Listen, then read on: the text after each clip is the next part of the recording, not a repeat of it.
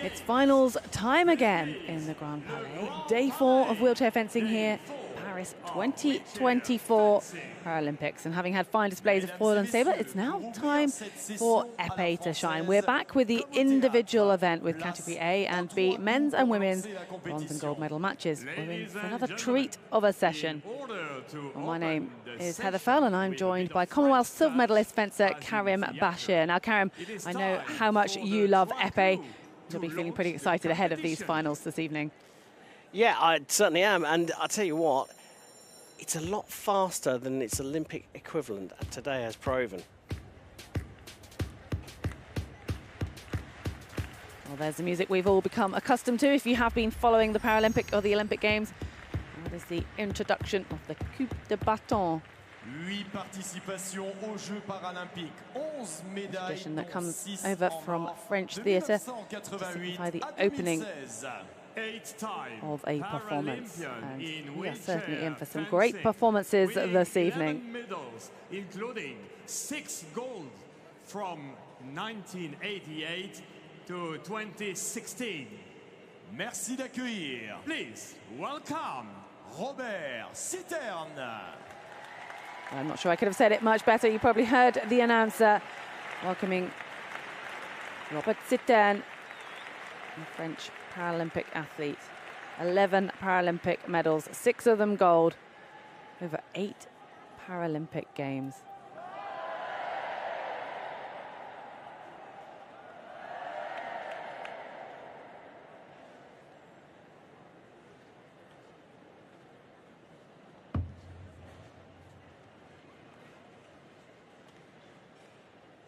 I'm sure his timing in fencing was a little hotter than the timing in the coup de bâton, or could that be the director? Oh, there we go. The third one was perfect. Oh, we're going again. Well, that just kept us on our toes to start things off. Well, that will be the only appearance of a French athlete on the podium in this evening's session. Having seen the France on the podium in the team event, winning that bronze, it's empty of the French in this season now. But Crazy Bob, as he's known to his friends, has been in this venue, I think, every single day, cheering on the French athletes. He loves his fencing. Well, the French certainly do, and the crowds have been out in force, even without French athletes making it. Well, it has been absolutely dominated so far, this wheelchair fencing, by the People's Republic of China. And they are guaranteed another 3 medals in this session and have a potential of another 2 bronze medal matches. And speaking of which, it is a bronze medal match up first. There's an athlete representing People's Republic of China in Zhang Ji, facing Michael Dabrowski.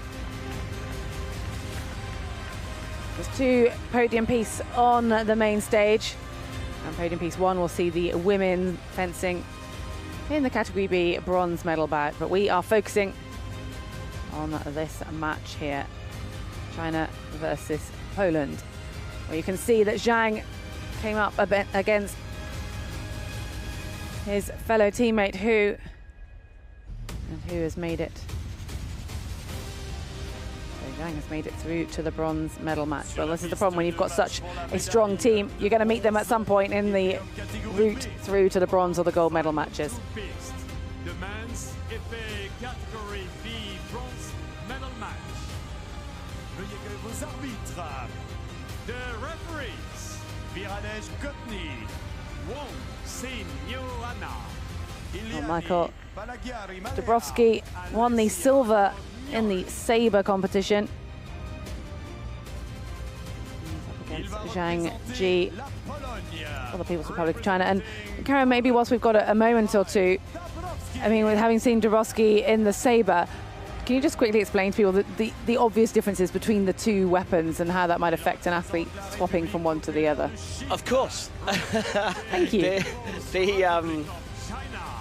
The great thing about Epee is it's the easiest one for everybody to understand, whether you know fencing or not. Well, that's some good news. The target area is everything above the waist.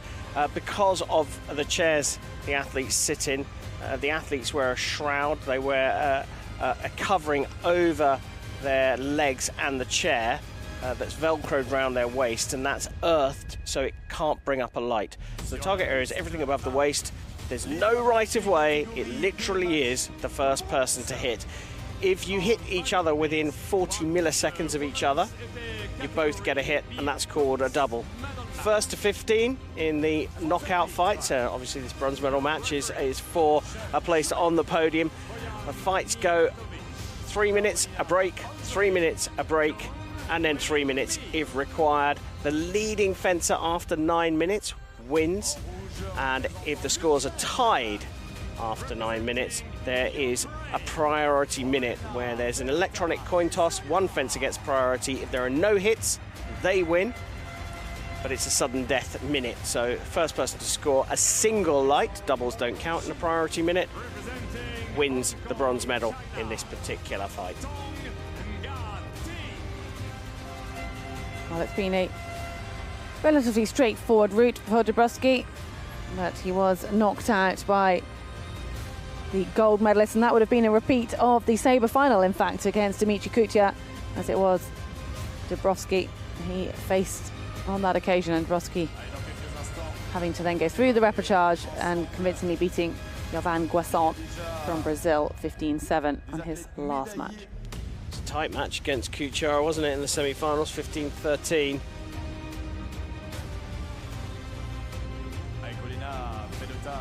Arguably the toughest fight in world sport, bronze medal playoff.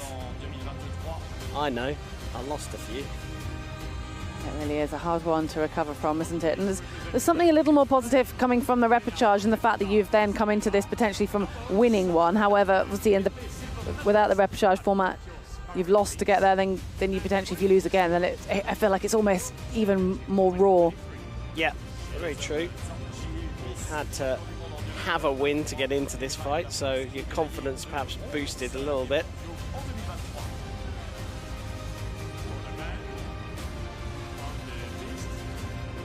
I mean, Dabrowski might have taken confidence from getting as close to Kutia as he did, but he still finds himself, like you say, in the bronze medal match, and there is only one medalist coming out from this situation.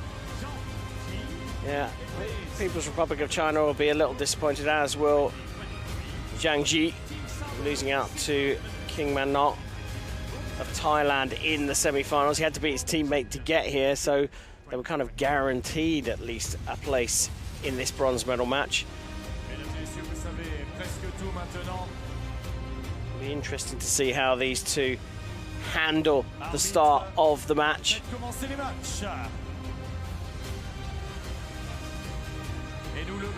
That man's going to be, I mean, both delighted to be here and a little miffed because he's not had much action in the medal matches because Thailand's fencers have been doing so well.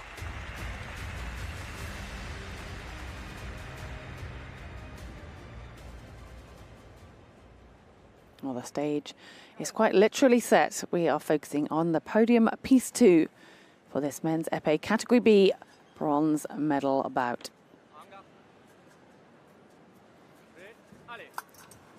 Mikhail Dabrowski facing Zhang Ji, first to 15, will become the bronze medalist.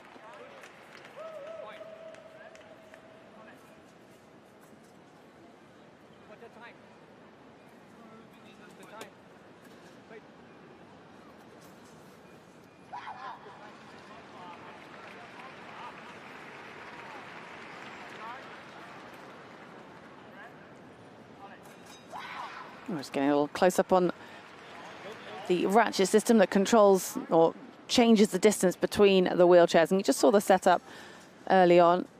Now, in épée, the setup's slightly different to foil and sabre in that distance, just because they can hit a larger target area.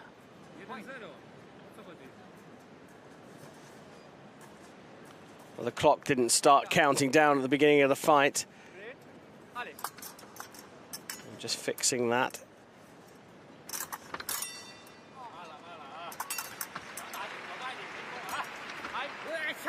Nice hit under the wrist there along the forearm.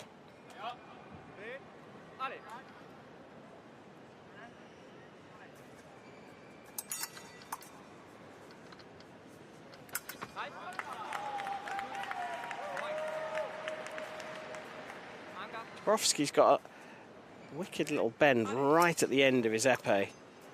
He's looking for those little flicks around the guard of his opponent.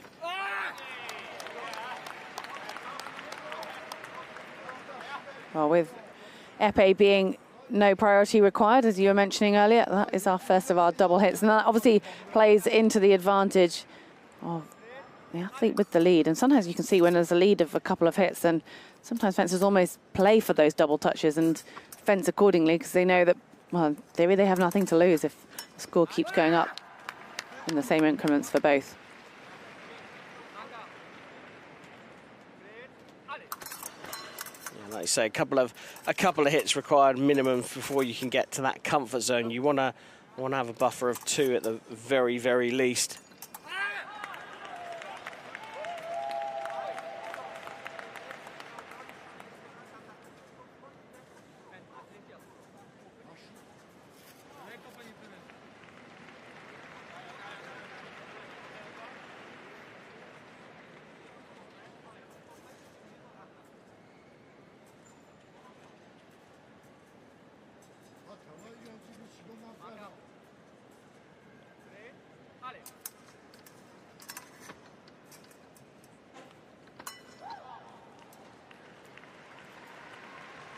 Well, we've seen an interesting mix of athletes sort of combining, some of them all 3 weapons, some a couple of weapons, and we see Zhang doing sabre and epee, and sometimes you see that mixture of sabre and foil, but less likely epee and foil. And what's the reason? Can you explain a little bit about that, Karen? Well, I mean, I think at this games it's interesting that does happen to be the case, but normally what happens is that a fencer will do either foil and epee or foil and sabre, because there are similarities between foil and epee, and they're both point weapons, and there's similarities between foil and sabre, and they're weapons of convention. So it is a little unusual that here we've seen fencers doing epee and sabre as a combo. I think it could be attributed to the fact that epee is an easier weapon to train in, and certainly develop coaches in, because it isn't a weapon of convention. So if you start in sabre, the easiest one to move on to, theoretically, would be epee if you can get your point control, because you don't have to worry too much about the electric jacket that you have to wear in foil, so you're not doubling up on equipment. To be honest, I don't know the answer. It did strike me, though, that here we've seen many more doubling up in epee and sabre. Yeah, I mean, Zhang, for example, is a prime example. He's the bronze medalist from the World Championships in both epee and sabre from last year's World Champs. So equally good in a sense in both. Got to say, though, you do see a lot more hits with the point in sabre in wheelchair fencing than you do in its Olympic equivalent. Sabre, the only one of the 3 weapons where you can hit with the side of the blade. Here, though, 750 grams of force required to get the plunger at the end of the weapon to bring up a light on the scoring apparatus. Here, Dabrowski's employing quite an interesting tactic. The arm going in and out, trying to encourage that attack from Zhang, but also these little flicks. They're going over the top of the guard. They're going around the side of the guard on the inside, lefty against righty, fairly standard hit. And then he's got this beautiful little feint disengage where he flicks to the wrist to get a parry, then deceives the parry and goes to body. Zhang predominantly looking at a defensive approach here. He's sitting back and just looking for opportunities to probe like that. Quite a patient game we're seeing from Zhang.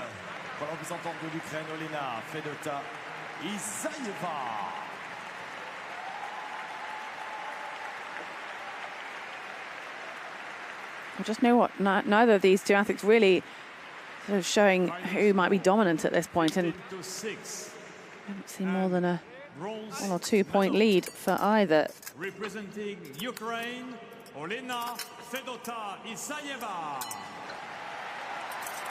Yeah, Zhang's done a couple of things here. He slowed the fight down a little bit, and he slowed the attack from Dabrowski down a little bit because he's just throwing out these little attacks. I think most of them are fake attacks. It's a bit of exploration, but also a bit of control. I don't want you attacking me. That was a real attack. He went into the guard, which put a little staccato in it, a little stop in the attack. He's trying to get reaction now, isn't he, from Dabrowski? He's having a lot of joy on the top of the arm, Zhang. Looks like Dabrowski is adapted to that, but not quite enough. So if you watch when he actually scores a hit, Zhang, he goes a lot further forward. So all these ones beforehand are exploration. He's trying to see what the response is going to be, trying to work out what the pattern is. So as a defender, you don't want to be doing the same action in defense. You don't want to be parrying the same way every single time, but you will end up with a little bit of a pattern. For those in the know, Dabrowski's going cart, cart, and then another cart, and then the real parry at the moment is that one, the circular cease parry. Cart is a windscreen wiper, goes across the body, lateral movement. Circular cease is a circular movement where the blade goes down first underneath your opponent's blade and then collects it on the opposite side. Well, it is the end of that first period, so 3 minutes of time elapsed. And Zhang just 1 point leading, but you can see the momentum and the kind of tactics change in Epee when one athlete might get a couple of hits ahead, and because right of way is not required, you can see slightly more defensive actions, although in wheelchair fencing there is a slight different rule when it comes to something called passivity. And Karim, I know you understand this rule very well. There's 2 forms of passivity. There's the one-sided passivity, as it's known, where you see the fencers start the fight, that's their on-guard position. They lean back behind that on-guard position for more than 15 seconds, they'll get a yellow card for that. There's the two-sided passivity, and that's where there's no hit for approximately 60 seconds, and they'll just move straight on to the second period. We're not in any danger of that at the moment, because both these fencers are pressing and probing, and there are likely to be hits. We also haven't seen more than a one-hit advantage for either fencer, and again, we're back to 6 apiece.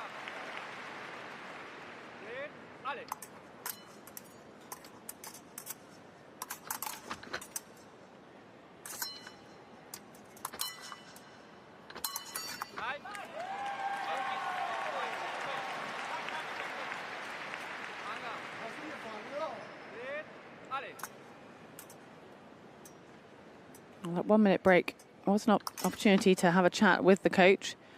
We do sometimes see a change in tactic, or a change sometimes in kind of momentum and energy, and just the way the athletes are approaching the match.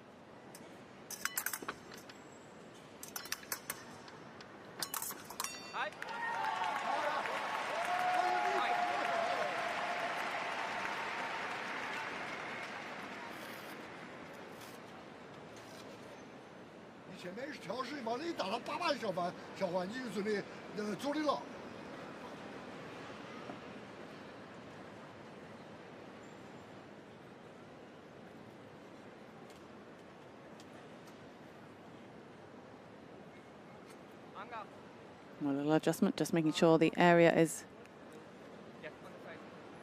fully covered.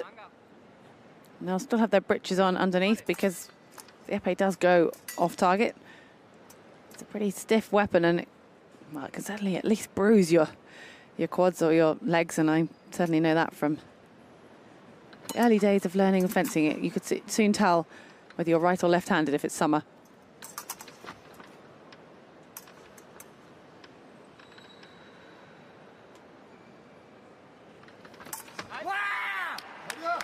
beauty.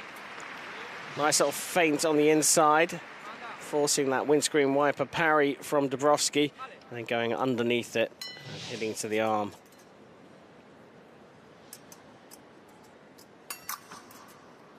So Dubrovsky also almost trying for that over the top of the wrist flick style hit. Not successful. But it also, even if it isn't successful, it can still just bring out something from your opponent, a reaction. Yeah, it forces the hand to come a little higher. So if you can tease them a little bit. Oh, that was close from Dubrovsky. He was looking there underneath the wrist, and Zhang saw it, spotted it, brought his hand up high, and avoided getting hit on the wrist while scoring a hit himself. And that's what Dubrovsky's looking for. He's looking for that little flick. The little flick gets the hand going backwards, and then it comes back to the on-guard position, and then he goes for the real hit. Oh, that was a... Not sure where that hit. Probably just on the hip, or just above the hip to get the score of the hit. So now he's got Zhang pinned back. Oh, no. Lifting.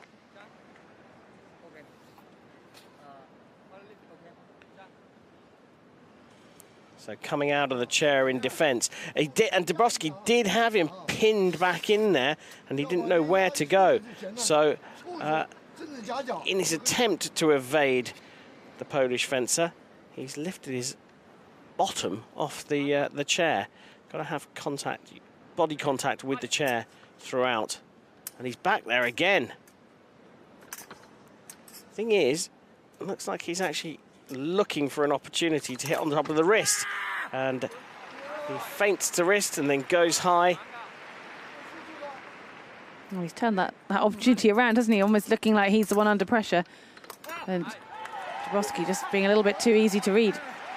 Yeah, I agree, and but this time he missed, and Zhang actually had the opportunity to hit, and he just missed the mask as he came forwards.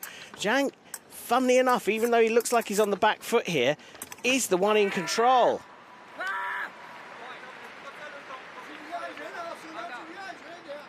Well, I guess this is the sort of a slight difference in tactic when it comes to wheelchair fencing compared to able-bodied fencing, because you come to the back line and you then can't get out of the way. But here, Zhang has that ability to actually be, as long as he's still in contact with the seat, to be out of reach pretty much from Dubrovsky. And to draw the full attack, so that then it takes a while for Dubrovsky to get back. He's getting doubles at the moment, so Dubrovsky's changed. He's now staying in there after the attack to get that double. Dubrovsky's the creator.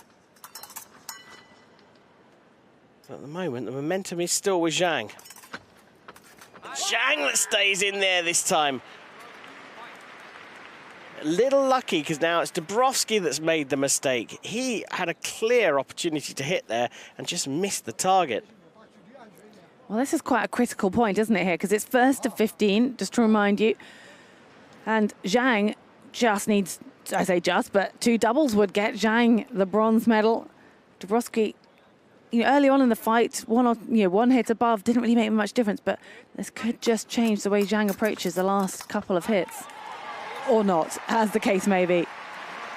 One hit lead is just not enough, even at this stage. Although he'd rather be 14-13 up. We're not even going to get there. 14-14. The doubles don't count now. Well, here we go. There's time, plenty of time left on the clock. And Dubrovsky has just done that. Well, the referee is going to check, but right now, Mikhail Dubrovsky is pretty convinced.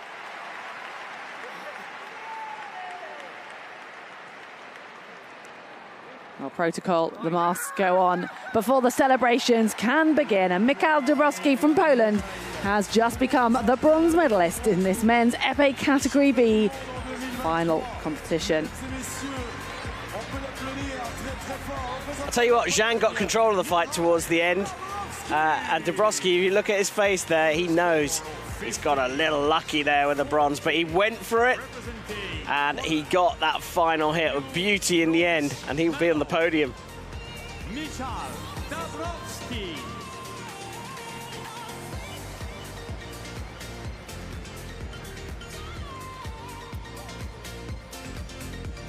Well, Zhang Ji came out victorious from the bronze medal match in the sabre, and on this occasion, not able to repeat that. But Dabrowski adding this bronze in the epee to that silver from the individual sabre.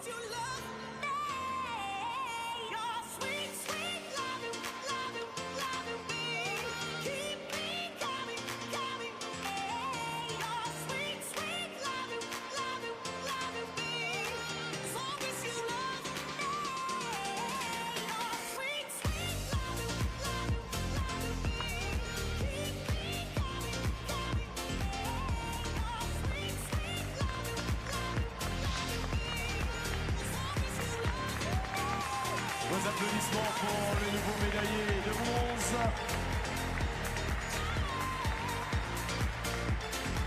Please one more time, clap your hands for the new bronze medalist, Michal Dabrowski.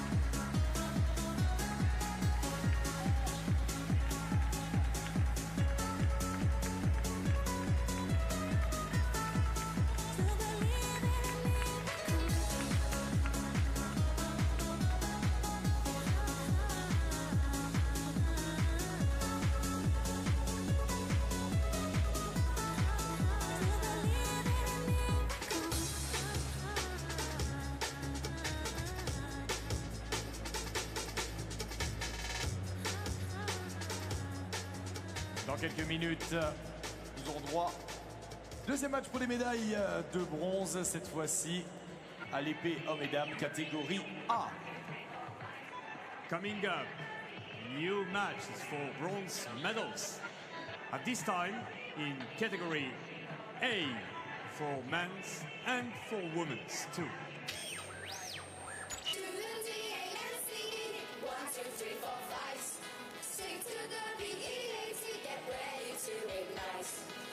Si vous les avez manqués tout à l'heure, Bots Kingdom est de retour dans un instant. Ce collectif parisien créé par Blondie en 2019. Ils sont vraiment référencés dans la danse de style animation robot. Avec leur création envoûtante, ils vont vous faire voyager.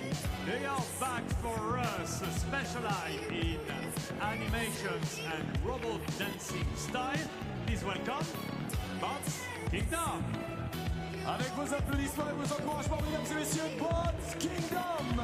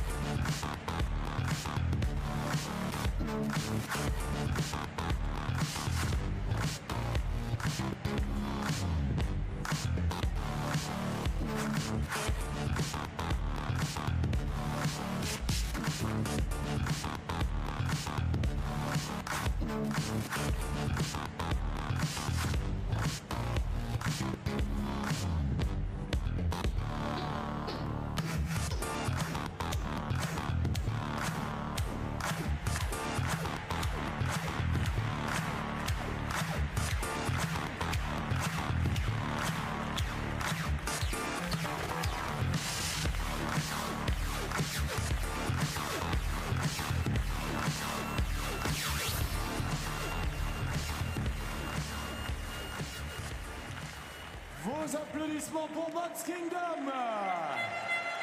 Please put your hands together one more time for Bots Kingdom. Et on les sait, ils adorent ça, ils adorent. C'est reparti avec Bots Kingdom.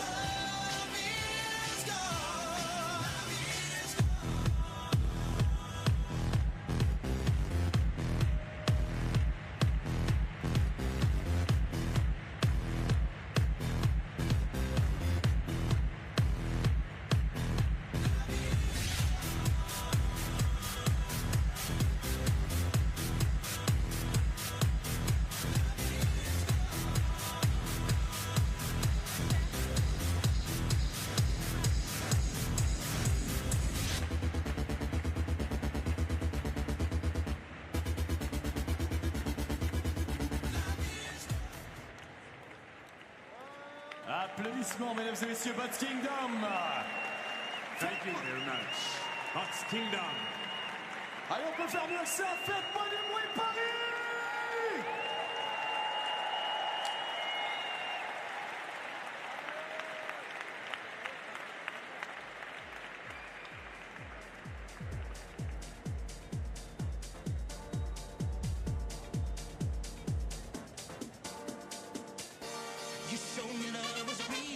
Allez, vous le voyez sur les écrans géants, on vous encourage à faire des selfies que vous trouviez friche notre mascotte, tout simplement vous entre amis. Allez-y, selfie, on scanne le QR code et on apparaît sur les écrans géants. Come on, everybody, use the QR code and send us your best pictures of here, Grand Palais, in the Paralympics Paris 2024. Come on, let's scan the QR code.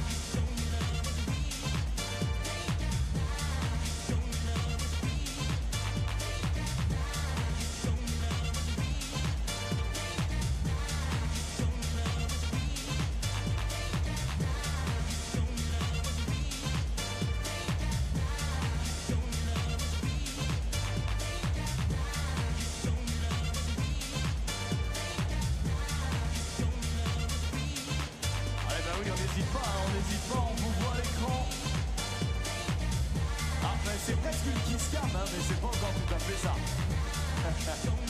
C'est la Family Cam. This is Family Cam. I think you already have understood. Come on, family. Make us a sign, please, family. Come on, come on. That's it.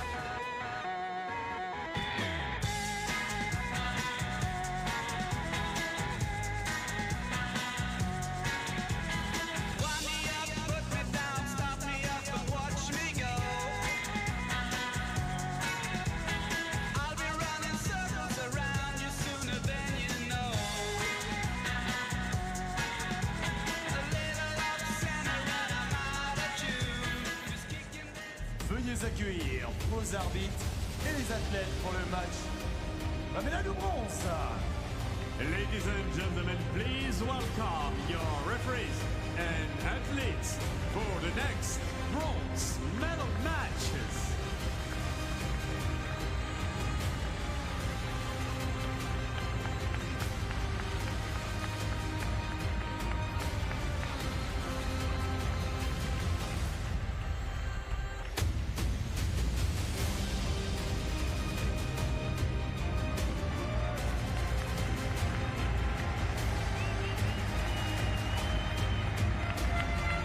Athletes in category A coming out and being introduced to the crowd. We have the men's and the women's bronze medal match for this category.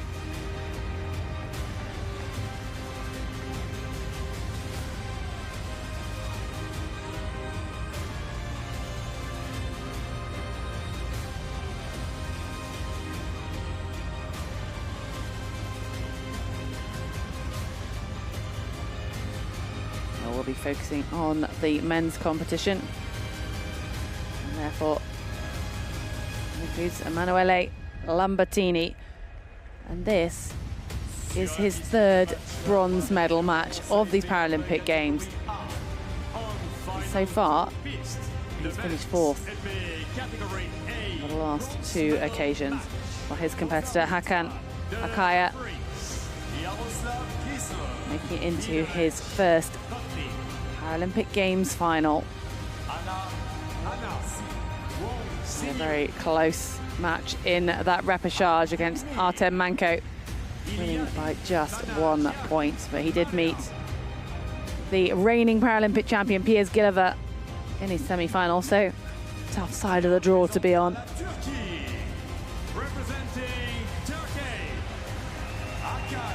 There's Emanuele Lambertini's route through. Beaten by Sun Gang from China, but then being victorious over Sun's teammate in that repechage. Well, it's going to be interesting to see what the Italian has, what his spirit can bring to this, because third time into a bronze medal match, and the last two have ended in fourth place. It's going to take some energy to really come back from that and believe you can do it. I think he's going to be fully motivated here.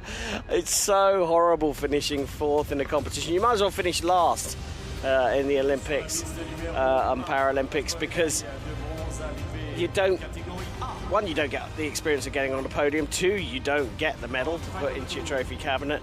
And three, you're forgotten. You're not in the history books. He'll be fully motivated. Please welcome your referees. Hakan Akaya was the first ever Turkish wheelchair athlete to compete at the Paralympic Games 3 years ago, and now first one in a bronze medal final. We have Yaroslav Kisiel, who will be presiding over this match.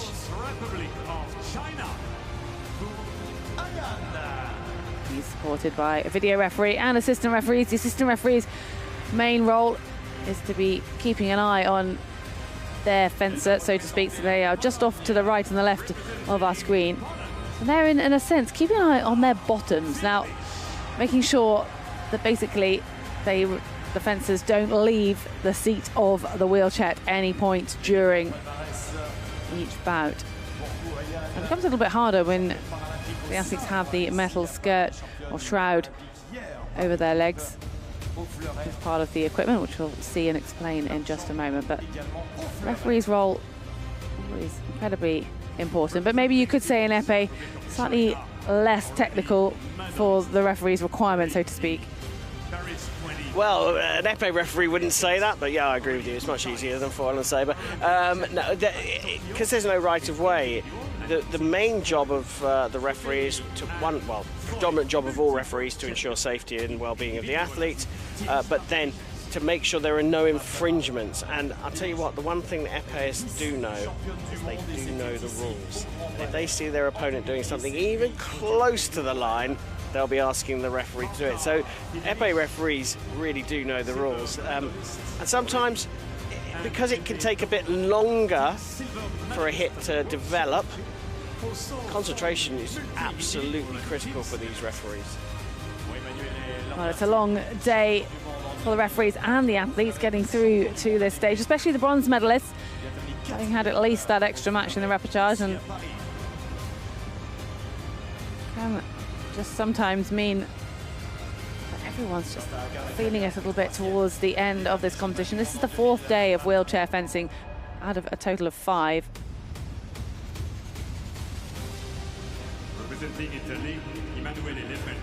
Just measuring the distance, using the fencer with the shorter arm to reach the outside of the elbow.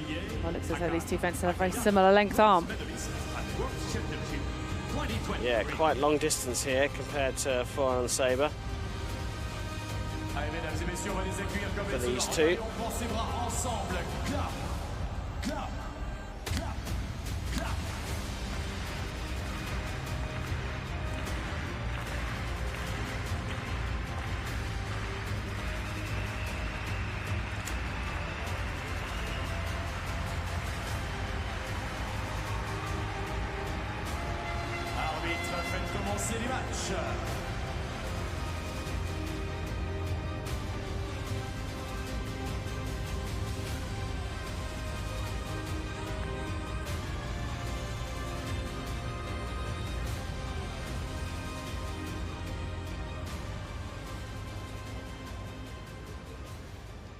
There is the said shroud.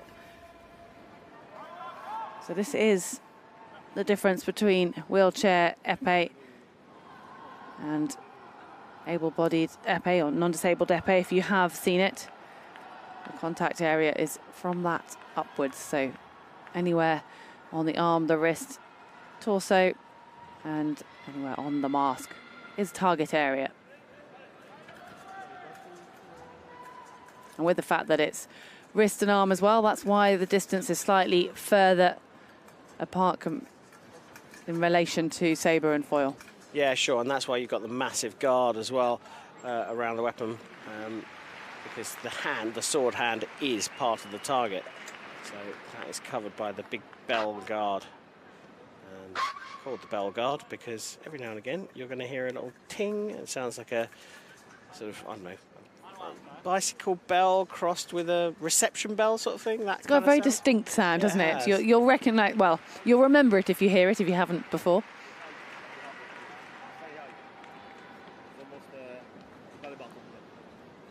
Well, we've already got a little bit of sort of mind games, or just, you know, making sure that your opponent's target area is fair.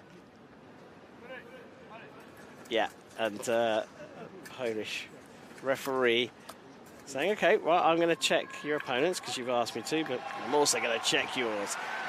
He won the battle of the mind games there, the Polish referee.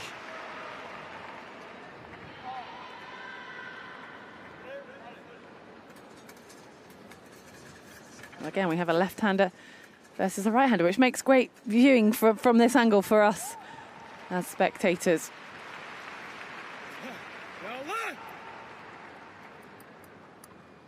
So just to remind you, it's Hakan Akaya for Turkey. Yeah, it's like giveaway in the mask there on your left-hand side. And Emanuele Lambertini on the right, hoping to convert this bronze medal match into a bronze after those 2 fourth-place finishes so far at these games. Yeah, so it's almost like a personal story on the Italian side of the piece, and then a domestic and national and wheelchair fencing story on the left with the athlete from Turkey, as you said, Heather, the first man to compete, or the first fencer to compete for Turkey at the Paralympic Games back in Tokyo. Could he become the first Turkey fencer to get a medal at the Paralympic Games here in Paris? Some story. It really would be 11th back in Tokyo. Already competed in the foil as well, but he is the bronze medalist from the World Championships in epee. And he now faces the silver medalist from last year's World Championships.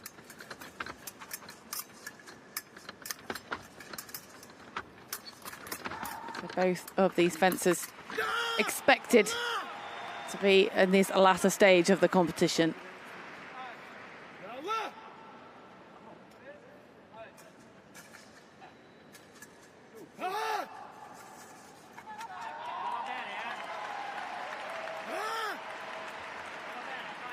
Again, Akaya certainly getting himself up for this match.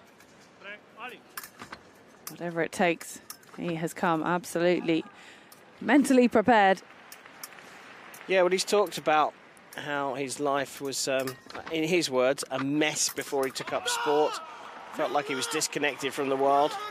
And then one day he said, I'm going to change this, and sport has driven him forward. Fencing wasn't his first choice, but when he finally decided to do it, he spoke to the coach and said, if I'm going to do this, I want to be the best in the world. And he's just taken the lead here. Very vocal as well, which I personally love on the piste. Well, it certainly brings a level of excitement, doesn't it? And brings that energy. And the energy you give out here in the Grand Palais, Phil, a lot of that comes back to you as well. Before the touch, so no touch. No touch.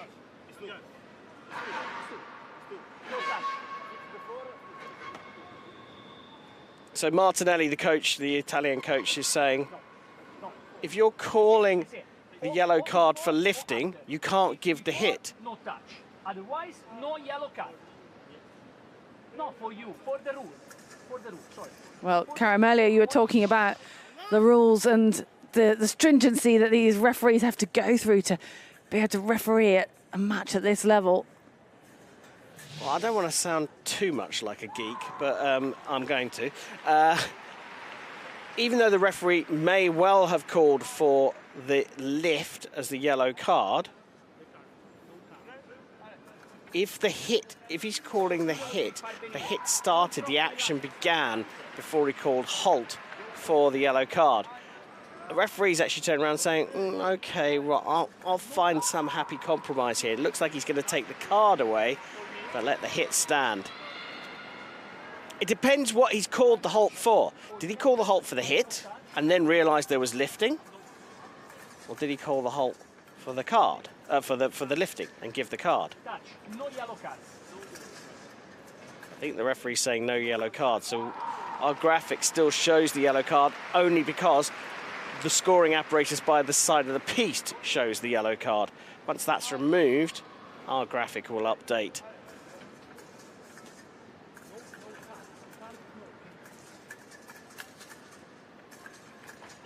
I think that's a little bit of diplomacy here at the Paralympic Games in Paris 2024. And good shout, Martinelli, the coach from Italy. He's got that card removed.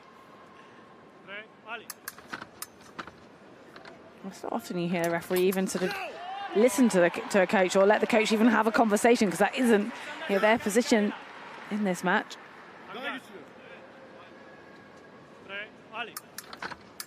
Well, if you can get the referee to lift a card. Oh, there's absolutely no harm in trying, is there? Good on you, yeah. Nice hit there. Beat 1-2, so he's beat the blade, disengaged, feinted to the flank, and then come back to body. He stitched Lambertini up there. Absolutely brilliant. Now it's time to have the frame shifted back. Volunteers coming in. There'll be a 1-2-3 count. Yeah, they're looking at the game for the push. I feel like they need a bit of a lift and a push with this action. Well, watch the fencers. They'll jump up out of the chair. They're counting 1, 2, 3, and then the fencers all lift themselves up. Surely there's got to be a meme of that somewhere going around on social media.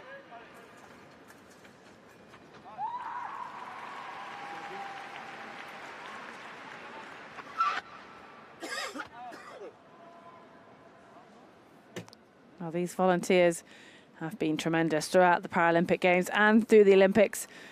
And they're certainly being made to work here in the Grand Palais. Their stint is not over for another session and a half.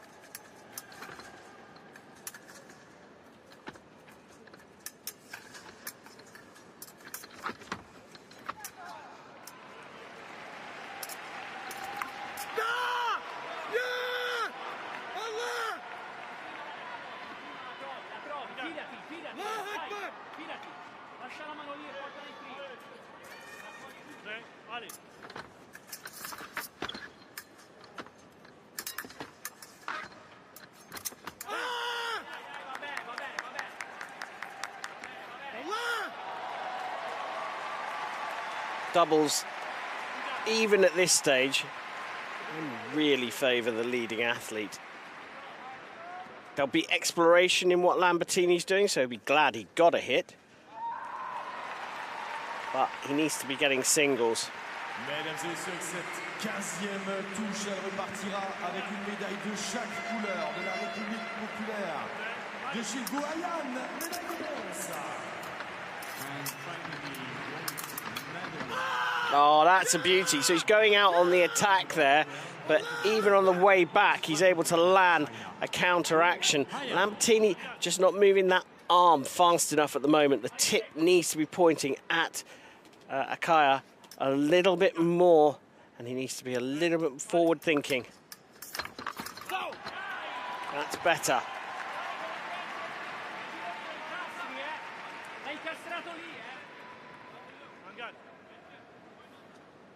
Akaya just looking absolutely fired up, isn't he, here?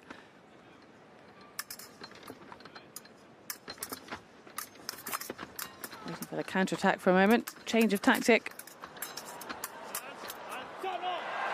Now he's called halt for lifting. Now, was it Akaya here? No, it's Lambertini lifting in defence. And then Akaya saying, isn't that not the second yellow card? He knows full well that that first yellow card was lifted. There's a bit of gamesmanship. That will wind Lambertini up a little bit.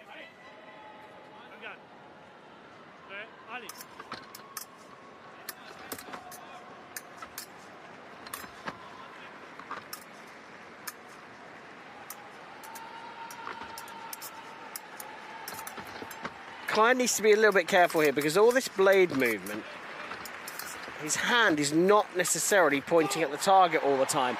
And if Lambertini was just like almost like a very, very slow pendulum there, just creeping forwards, creeping forwards. He could see there are only beats coming on the blade, and then as soon as the action comes, he picks it up and he's already close to the target.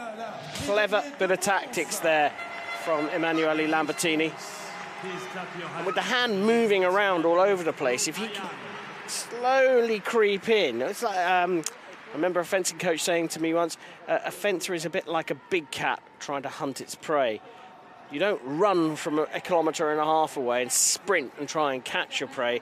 You sneak up in the long grass and then you pounce at the last minute, and that's what Lambertini's doing here. I like that analogy.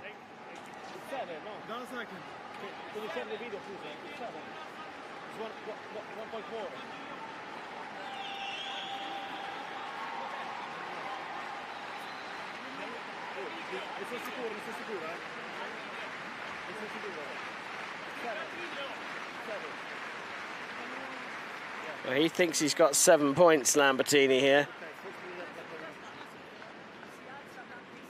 I think he may well be right, actually. He was 2 behind.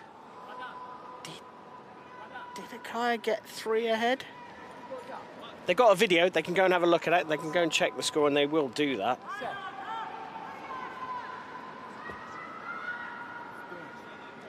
In fact, the referee's seats are both empty at the moment, and that is exactly what they're doing. The assistant going and checking the shrouds or skirts, which vernacular you prefer, the earthing cover for the lower half of the body.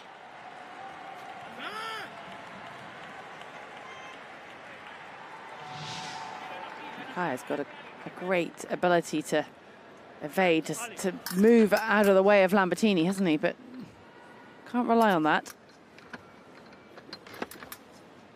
Just to do that little bit of housekeeping, what happened there is Akaya had been given an extra hit and gone to 8-6.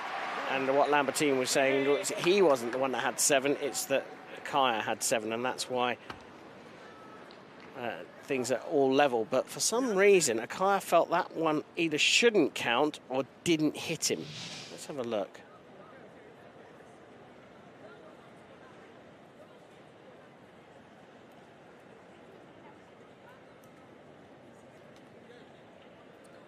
No, he looked away. Akaya looked away. I can't see why that hit wouldn't be given.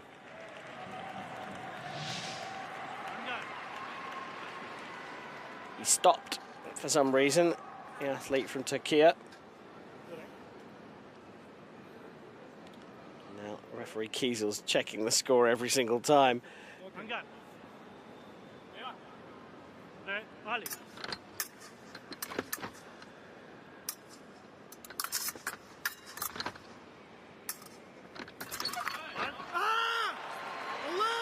think our light's sometimes a little slow, isn't it, to come onto the graphic. The reaction from the commentary box from Karim here, giving us point by point renditions. You're making me sound like a complete weirdo. Just a lover of fencing. And that's why it's great to have you here, Karim.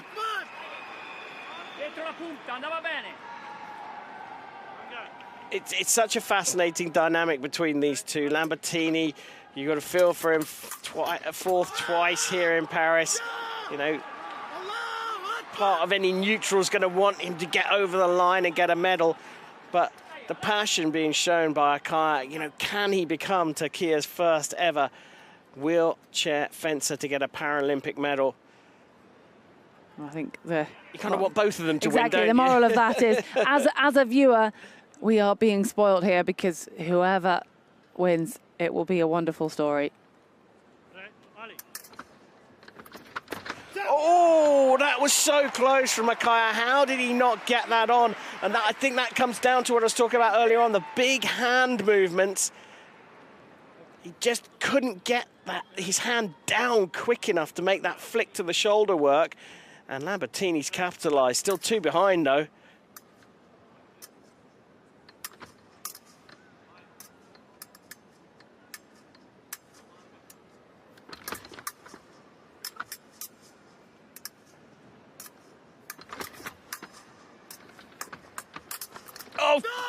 Oh, how did he get away with a double there, Akaya?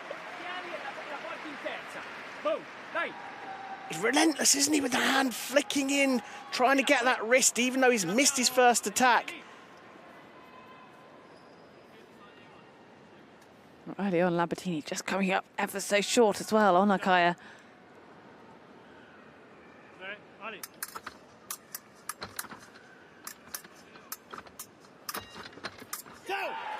Nice hit.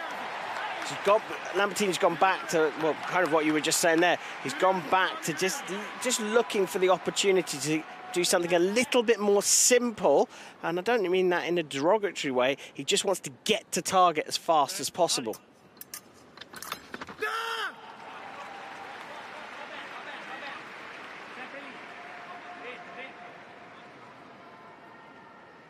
This is a high score within that first 3 minutes. Be interesting if we are just a hit or two away at the break, won't it? If it doesn't. But right now, Lambertini want that clock to tick down to just have that moment to reset. Kaya, 2 hits away now from the bronze medal.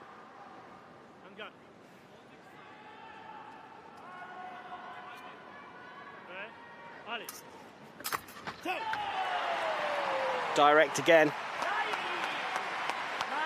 Lambertini just looking for the simple hits. Needs another one to make this fight last a little bit longer.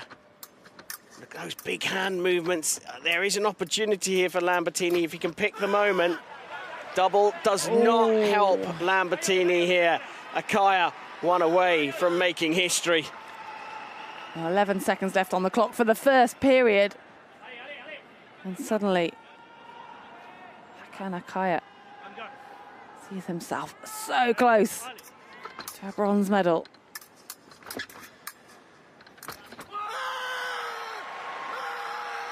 And that is it for Turkey. Hakan Akaya is celebrating like it's a gold. That is the first ever medal for the nation of Turkey in wheelchair fencing. What a moment. The bronze medal to Hakan Akaya. What a celebration as well.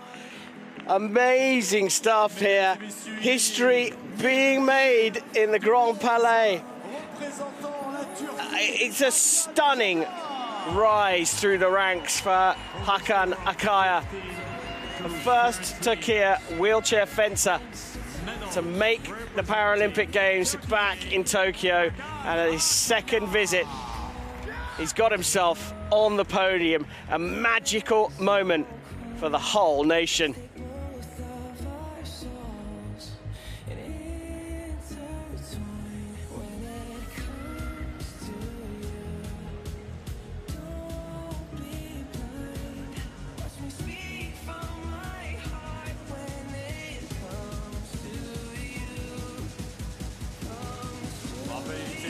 Troisième des derniers championnats du monde 2023, le voilà maintenant médaillé de bronze aux Jeux Paralympiques Paris 2024. After the bronze medal at the last World Championship, he takes now the bronze medal at the Paris 2024 Paralympic Games. Relations to Hakan Akaya. Let's take both of our souls and intertwine when it comes to you. Don't be blind. Watch me speak from my heart when it comes to you. Comes to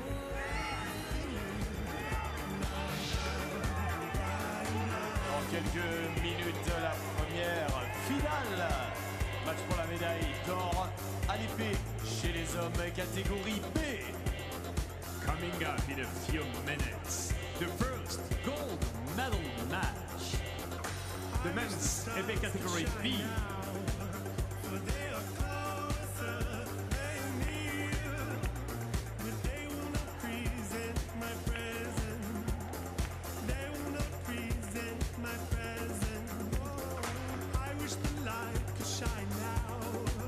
Mesdames et messieurs, on voit que vous êtes en pleine forme, on voit que vous vous manifestez, vous essayez de faire du bruit, vous tapez des mains, des pieds, vous vous levez, ça c'est parfait.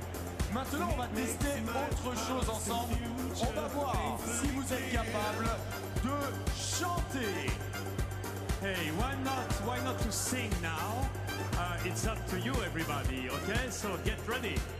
C'est l'heure, mesdames et messieurs, du grand karaoké du Grand Palais.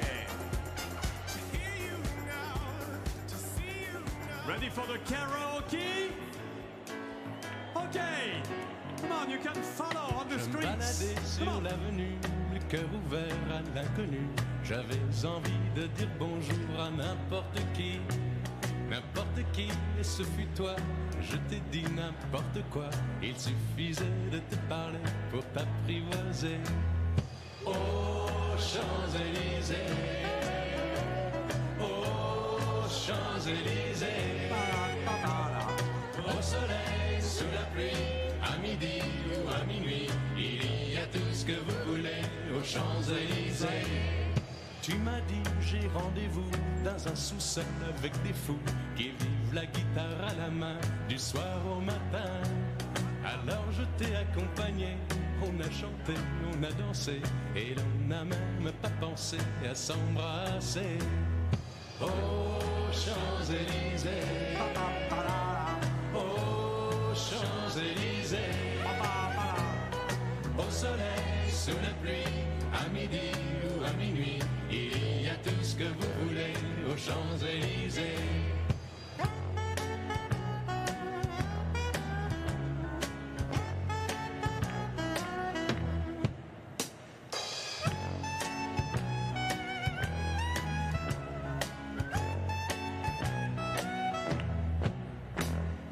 Hier soir, deux inconnus, et ce matin sur l'avenue, deux amoureux tout étourdis par la longue nuit. Et de l'étoile à la Concorde, un orchestre a mis le corps. Tous les oiseaux du point du jour chantent l'amour. One more time. Oh, Champs-Élysées, Together, together. oh, Champs-Élysées, au soleil, sous la pluie, à midi ce que vous voulez aux Champs-Élysées. Aux Champs-Élysées. Aux Champs-Élysées. Au soleil, sous la pluie, à midi ou à minuit, il y a tout ce que vous voulez aux Champs-Élysées. Aux Champs-Élysées. Aux Champs-Élysées. Alors vous savez quoi? Vous pouvez vous applaudir. Bravo le Grand Palais. Your wonderful Grand Palais, the best singers ever.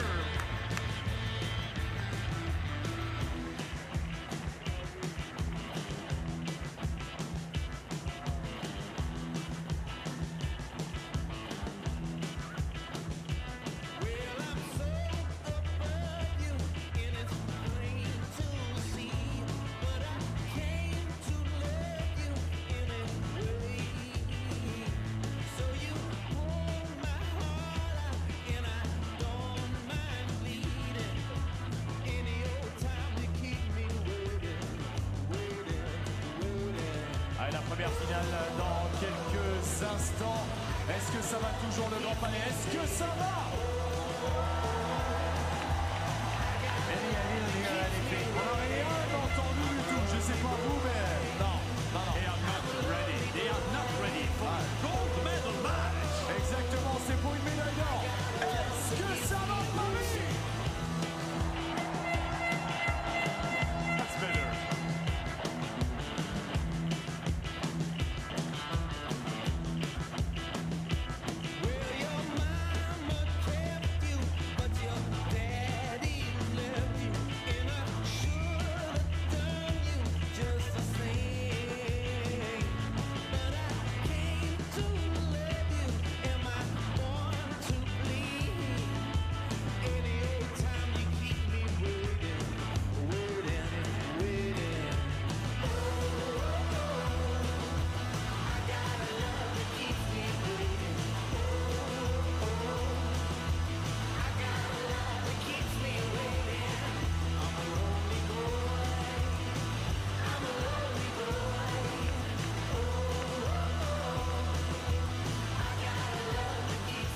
Mesdames et messieurs, veuillez accueillir vos arbitres et les athlètes. Le match pour la médaille d'or. Ladies and gentlemen, please welcome your referees and athletes for the first gold medal match.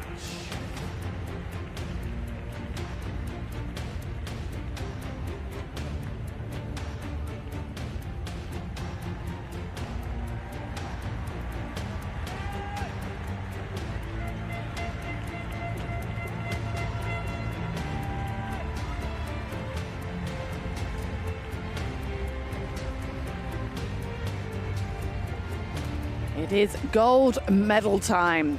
We move to the men's épée category B gold medal bout.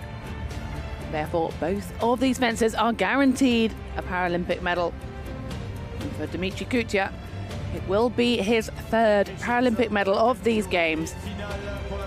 His opponent, Visit Hengmano, in his first ever Paralympic Games, sees himself guaranteed a medal as he faces Tokyo's bronze medalist in this match.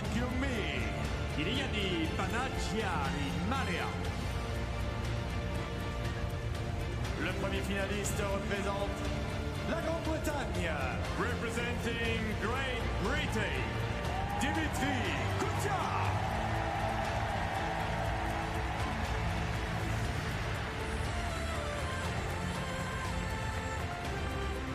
Le deuxième finaliste représente la Thaïlande. representing Thailand, Visit Hengmano.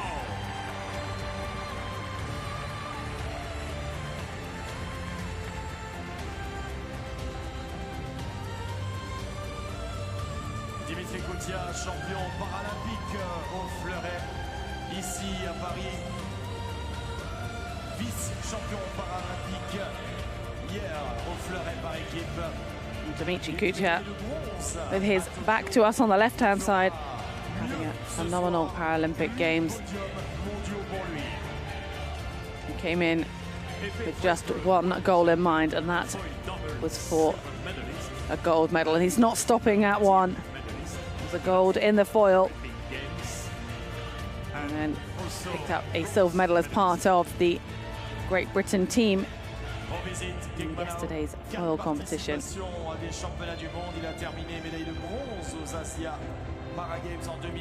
came in with the target to better his Tokyo performance, and that was a silver in the foil team, which Great Britain equalled. And that was a bronze in the Epee individual. Well, he's already guaranteed to go at least one position higher than that. Now 7th place at the last World Championship in Epee and bronze medalist at the Para-Asian Games 2020. Yeah, he dominated the foil final here in the Grand Palais. He's come here on a mission, Kuchar.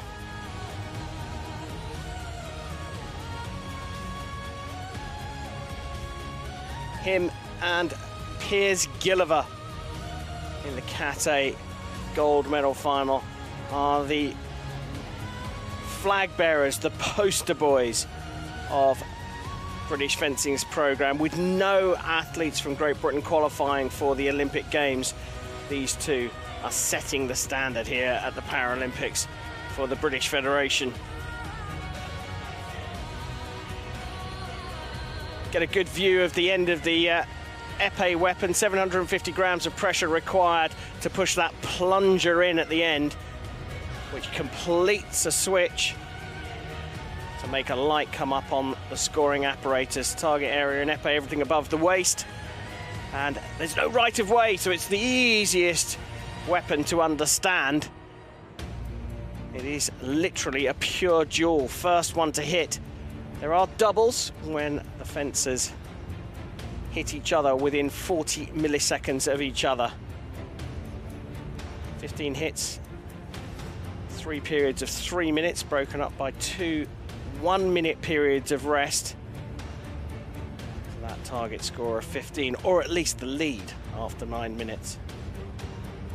I'm just getting lots of close-ups of that tip, Karen, that you're talking about, 750 grams. That's also a set distance in which it's allowed to travel. Now, will these fencers have a coach or someone in their team that will be fine-tuning them? Because yes, it has to hit that weight, but you also want it to be relatively close to that weight, so you get those hits that maybe are just light enough or just strong enough. The spring is the most important part of foil and epee. So the weight, is quite rightly, is what they'll be looking at. The gauge, you have to just get it up to the limit. You don't want too much extra travel, but they'll concentrate more on making sure that it's 750.5 grams of weight that's required to push the weapon in, because you want to be using that weapon throughout the day. Is the coach doing it? Well, I know I fixed all my weapons, and I'm pretty sure it's the same for the Paralympic athletes. They are trying to make sure their weapons are absolutely in tune. Yes, there are armourers there that will rewire the weapons if they break during the day. Well, you do need to have very steady hand, don't you? And quite good eyesight as well, from what I can remember. Those pesky grub screws, if you drop one, you could be searching for quite a few hours to try and find it. Yeah, you want to have a bag of spares, that's for sure. Perhaps more critical in epee than foil, actually, the grub screws, because you can get away with only having one grub screw in the tip of a foil. In epee, you can't. That weapon's not going to work.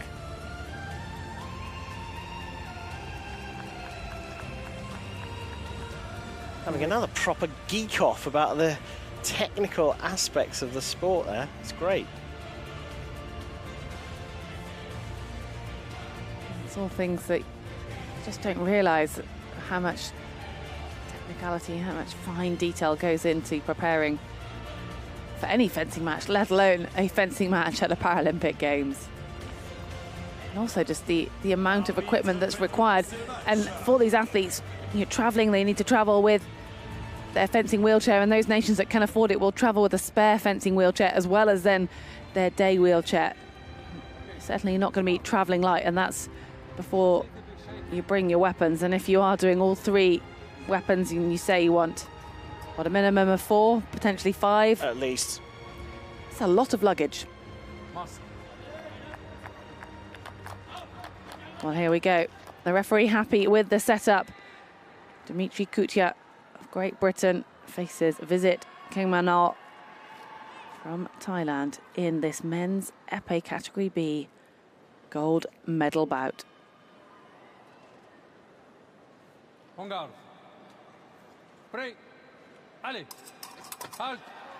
Gauche touché. Pas. Well, the man from Nonthaburi, Kingmanot, asking whether Kuchar went a tiny bit early and calling for a video. And you know what? I thought the same thing. I mean, it was definitely fast out of the blocks. There was a tiny little movement upwards just before the action going forwards. And you don't see that so often in épée, is that the priority is not required. But I wonder if this could be anything to do with the fact Kutia's been fencing foil and sabre coming into this. Yeah, I think so. I think you spot on. A yellow card given, hit annulled, so that was a little movement before from Kuchar. Puts it to one side and picks up a nice parry riposte. Yeah, I think you're right. With foil and sabre, you really need to get out of the blocks fast. But here, interestingly, the distance is quite close for these two compared to the previous two fights in this session. They are quite a lot closer to each other. And that distance set by Kuchar. And it is one of the challenges, isn't it, of flicking between different weapons and having such an absolutely packed schedule. Dimitri Kutia is fencing on all 5 of the 5 days of wheelchair fencing. It's about maintaining that concentration, that energy, and every time he's had a long day here in the Grand Palais. No doubt buoyed on by the gold and the silver medal he's already won. That silver is part of the team, the gold, and that impressive individual performance.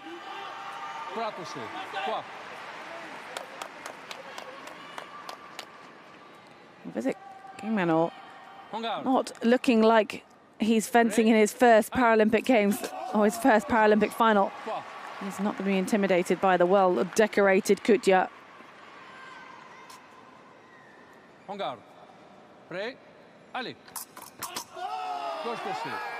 This is an incredibly fast-moving épée competition. It feels a little bit more like sabre, the pace that we're starting at here. And 5-4, 9 hits scored in the first 7 seconds.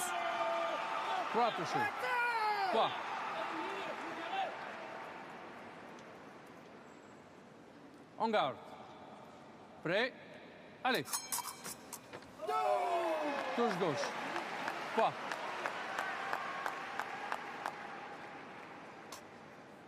En garde. Prêt. Allez. Touche droit. Toing and froing this one, isn't it? I mean, it's just the speed of this match. For épée, it's just incredibly fast. And you talked about how close the distance is. Is that increasing the speed of this match? Spot on, yeah, absolutely. That is why it's rolling on at a rate of knots. Technically, we've only had 8 seconds. We've had 13 hits. Sorry, 14. That clock's not even got a chance to move down when the referee presses the button to start the match up again. Prêt. Allez. Halt. Gauche touché. Pas. Kutia just apologising. He got the first point on target, but didn't necessarily hear the buzz of the point and carried on. Well, after being pretty much hit for hit, suddenly Kutia does have that 2-point lead.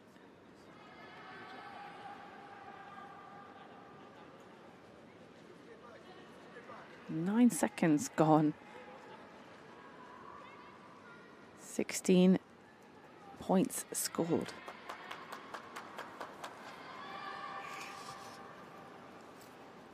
En garde. Prêt. Allez. Oh, that really was. So it's been getting quick, and it's just got a little bit too quick for Kingmanot.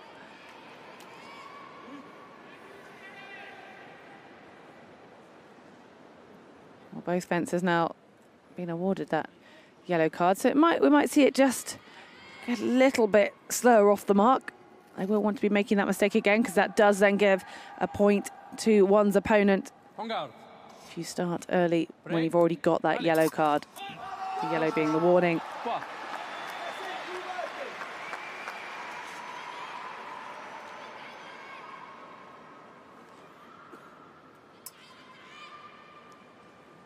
En garde. Prêt? Allez. Touche 3. 3. Thai fencer just staying in this one at the moment. Gets within 2 and then Kuchar pulls away. This could be a very special moment for Dimitri Kuchar.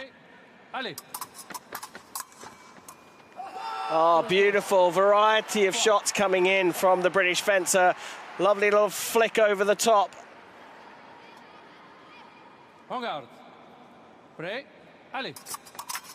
And then the parry riposte. So he leant forwards, urged the attack to come from King Mano, and then did parry riposte. Really, really clever fencing here, changing the tactics from hit to hit. Suddenly a 5-point lead has opened up for Kuchar, and this feels like it's changed the dynamics. I know he's just given that point away, but you know it was so close, so fast for those early few hits, and 2 hits away now from a gold. Second one here, just 1 hit away now, and Kuchar is super charged up here. I think he's come out at speed and set a distance that the Thai fencer was not expecting. This is so close, and trying to get the Brits in the crowd to jump up and down and carry him over the line to his second gold here at Paris 2024. En garde. Prêt? Allez. Double touche. Salute. Dimitri Kuchar, you are the Paralympic champion in this men's épée category B, the first British wheelchair fencer to do so. And the crowd are 100% behind him now, the Brits who've travelled over here, and I think everyone in the Grand Palais will be celebrating that fine display of wheelchair épée.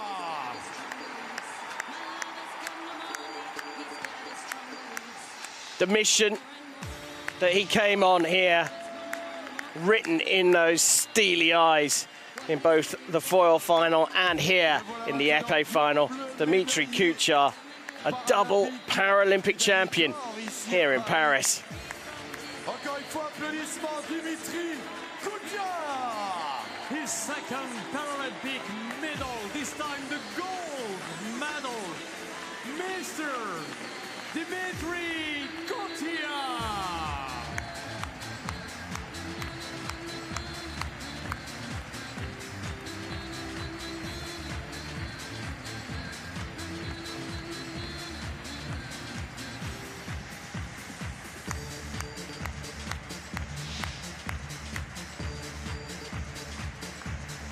Well, that's got everyone on their feet. French, British, and everybody else. The first gold medal match of the session here in the Grand Palais. And Dimitri Kuchar will not be feeling any of that fatigue from the 4 long days of fencing. He currently has 2 gold Paralympic medals and that silver. But we must not forget, visit King Mano, the first Thai athlete to be on the podium in the men's category B wheelchair competition, and he was celebrating. We were focusing on the gold, but even though it was a loss for Visit King Mano, still that is winning a silver medal. Yeah, fab performance for him to get through to the final, but he came up against a man who is on fire. Celebrations. I think that may well be. Oh, it's one of the other team members. Was that Ollie in the crowd? And one of the coaches as well, celebrating with Dimitri Kuchar. Cette très belle finale dans la catégorie B chez les hommes. Donc ce nouveau titre paralympique pour Dimitri Kuchar. Déjà triple médaillé ici Eh oui, on vous voit avec vos téléphones. Vous inquiétez pas, dans quelques minutes, ce sera à vous de jouer les images fantastiques de ce grand palais.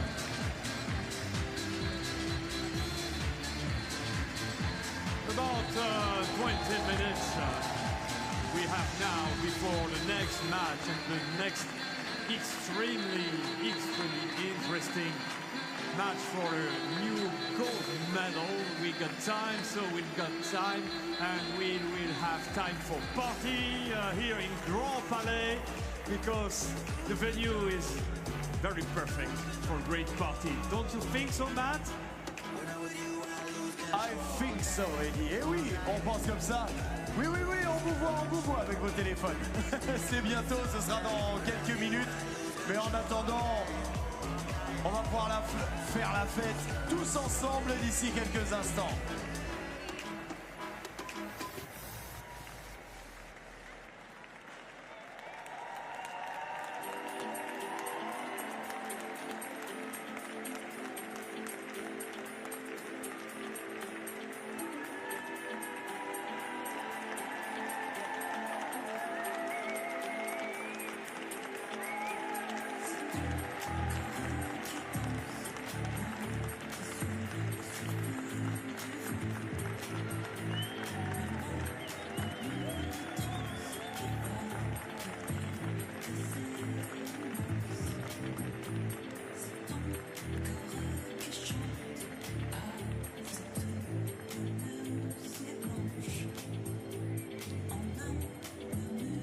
Retrouvez toutes les gammes de produits Paris 2024 dans les boutiques officielles et les points de vente sur site. Votre point de vente du jour est encore ouvert. C'est maintenant ou jamais.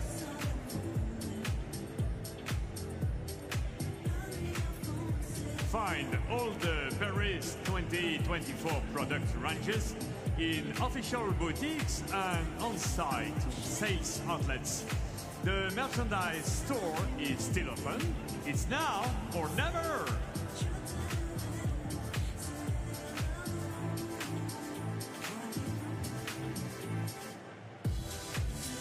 Retrouvez au sein de nos stands de restauration un large choix de produits gourmands et responsables, ainsi qu'une sélection de boissons fraîches.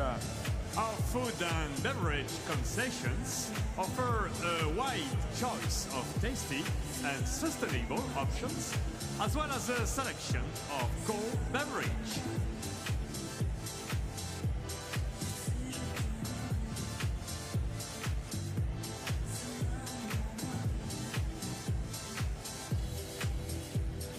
Poursuivez la fête grâce à la carte des jeux disponible sur l'application officielle de Paris 2024. Keep the celebrations going with the games map available on the official Paris 2024 app.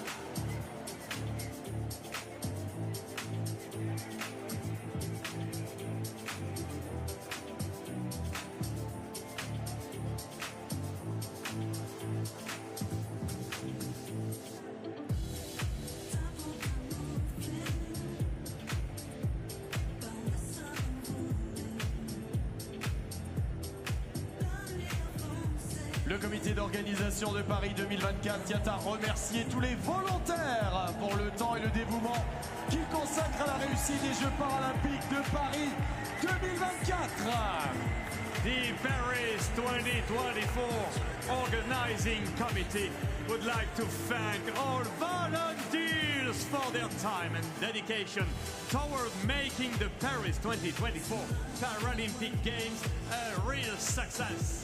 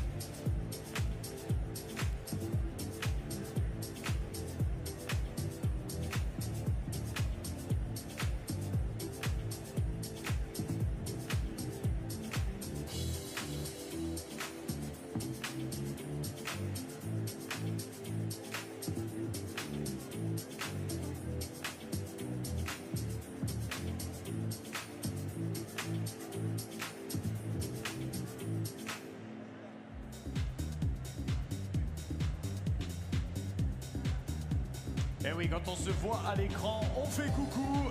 Eh bien, bien sûr. Bonsoir le Grand Palais, bonsoir. You're on the screen. Come on, come on.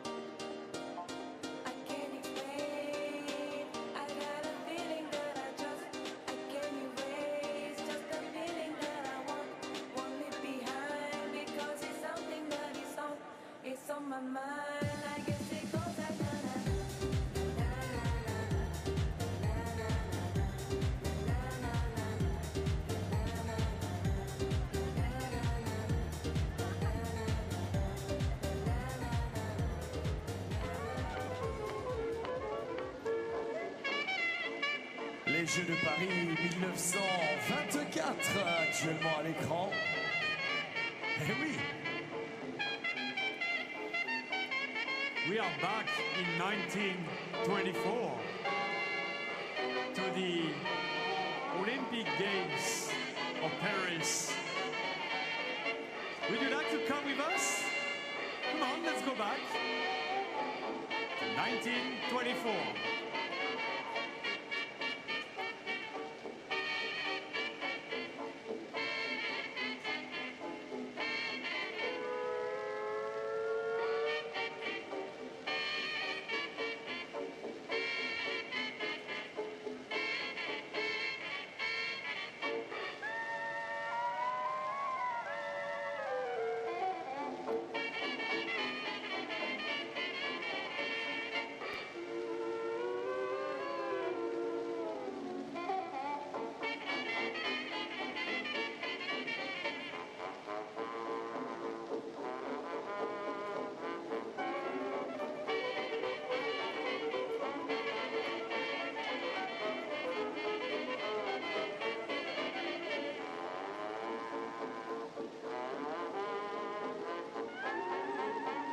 We are also back in the years.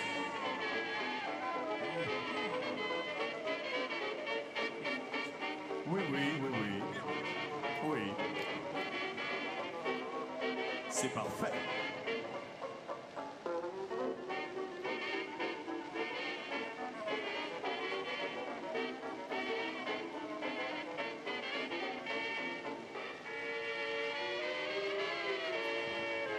De retour en 2009. En mode disco. Ah ouais, c'est plutôt pas mal, ça te va bien.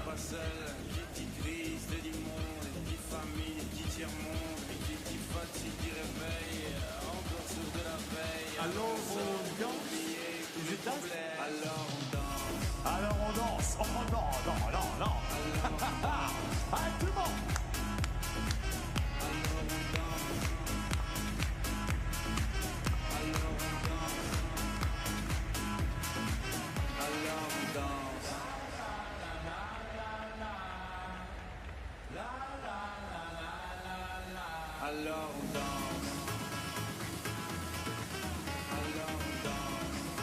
not dancing. Sorry. Come on, let's dance. Come on.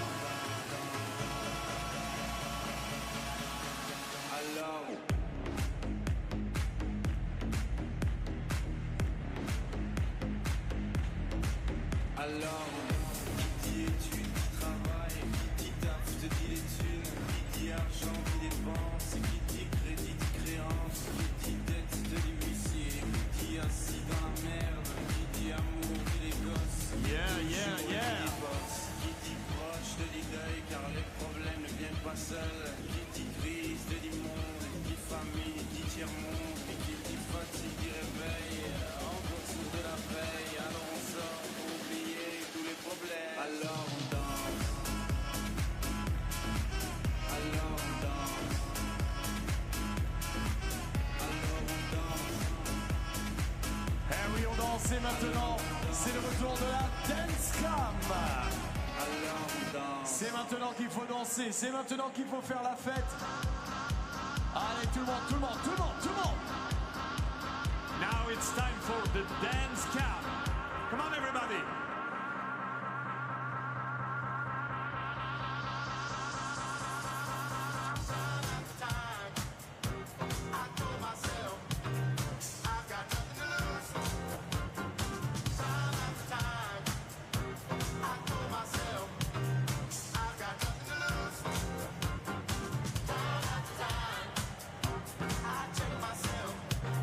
Just to make sure I can do it anywhere that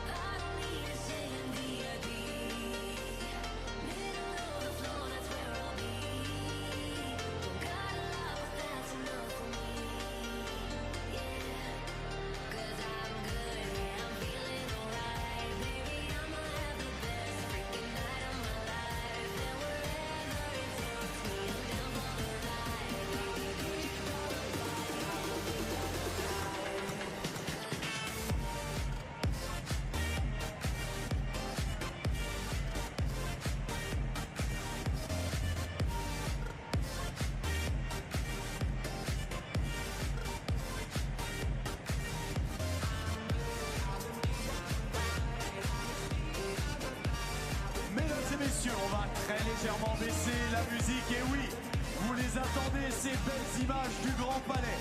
Alors la petite explication, ce soir, on est sold out. C'est complet, complet. On veut de plus belles images encore que d'habitude. On va toutes et tous allumer maintenant. C'est l'heure des téléphones portables. Tout le monde en mode flash, everybody. Tout le monde, tout le monde, tout le monde, tout le monde, tout le monde. Allez, la pluie d'étoiles. Voilà, c'est maintenant le temps. Encore, encore, encore, encore, encore. Tout le monde, on est debout, on est debout, on est debout. Stand up now. Everybody, all the lights. A sky full of stars. Let's go Paris.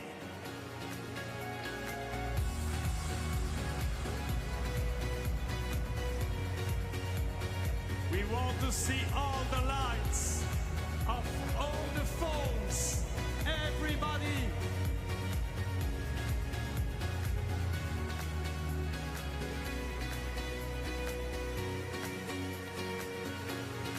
The best picture ever of the Grand Palais for the Paralympics Paris 2024.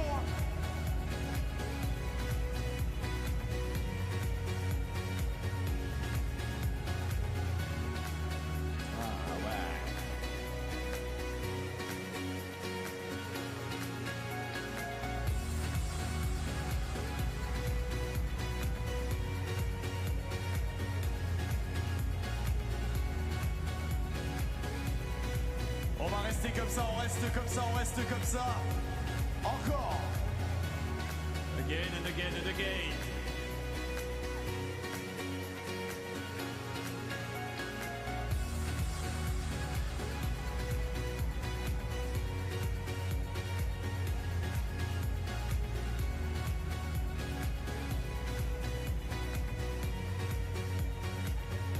Mesdames et messieurs, veuillez accueillir vos arbitres et les athlètes, le match pour la médaille d'or. Ladies and gentlemen, please welcome your referees and athletes for the gold medal match.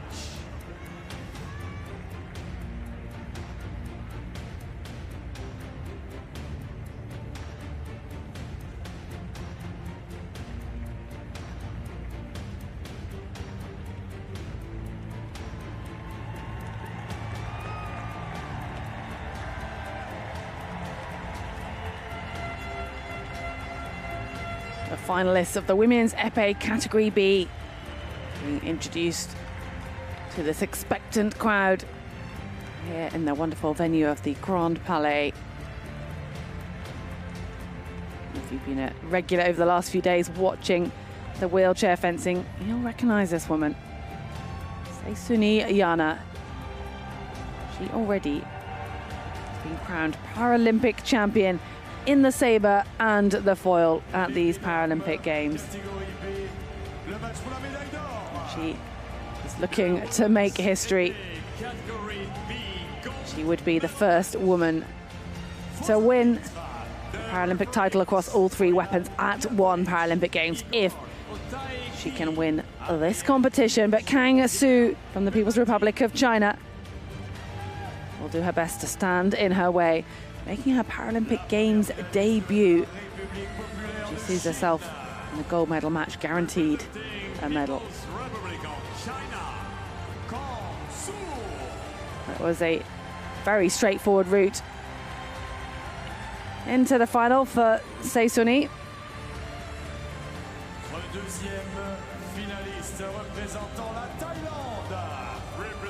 A tough semi-final match for Kang against her teammate. And we've said it before, when you come from a nation as strong in wheelchair fencing as the People's Republic of China, then you're quite well likely to meet one of your teammates on your route to the final, if not at the final stage.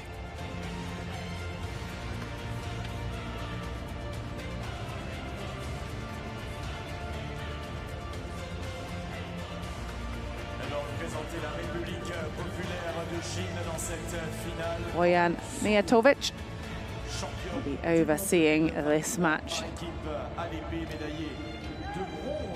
joined by his video referee assistant and his two assistant referees. It's not just the referees that are hard at work today. the volunteers have their work cut out, and some of them will be, well, a few days ago will be new to their roles here. Yeah, the pit crews, as I've dubbed them here, have been doing a fabulous job. Tricky on the first day, like you say, new to getting these frames going, but look at them now, like a well-oiled Formula One pit crew.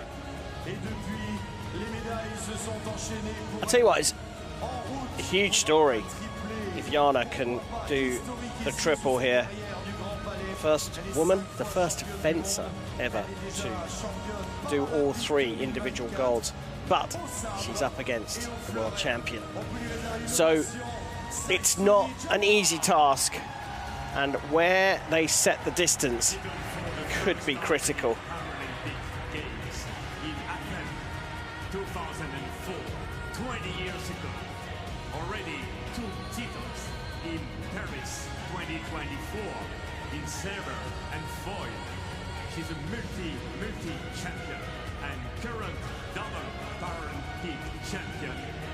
Kang, world champion in the team competition, individual bronze medal in Terni in Italy.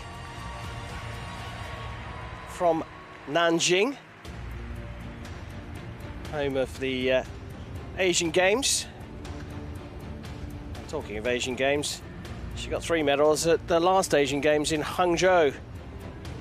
Team Epee gold, individual foil silver, and individual Epee bronze.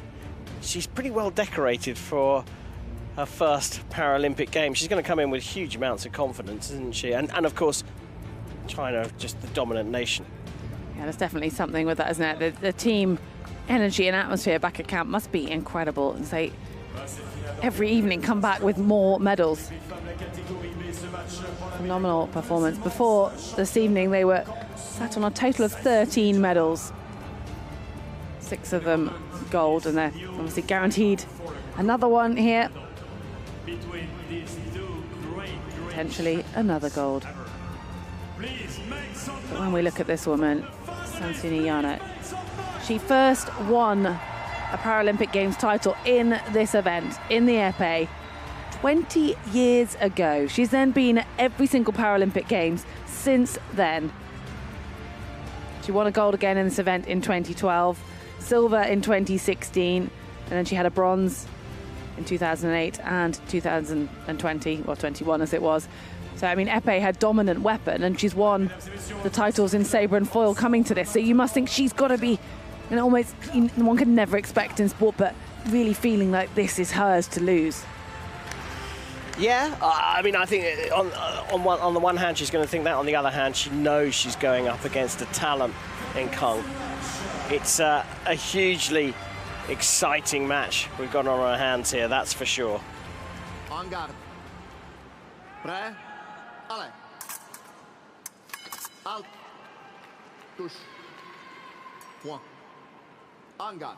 Quite often in wheelchair fencing, and in fencing as well generally, you know, the athletes go on the same circuit, they will fence each other at various tournaments or in the pools at qualification for World Championships. But with Kang, having only competed at last year's World Championships for the first time, it's possible that these two might not have actually faced each other.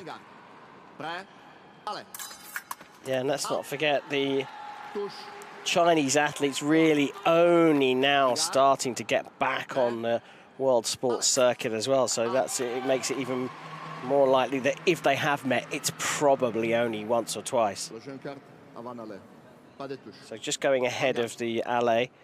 Now, really critical, the lead here, even in these early stages, and you can see Kang is just going after this early doors, wants to try and build a big lead. A double there means that Jana stays within 2.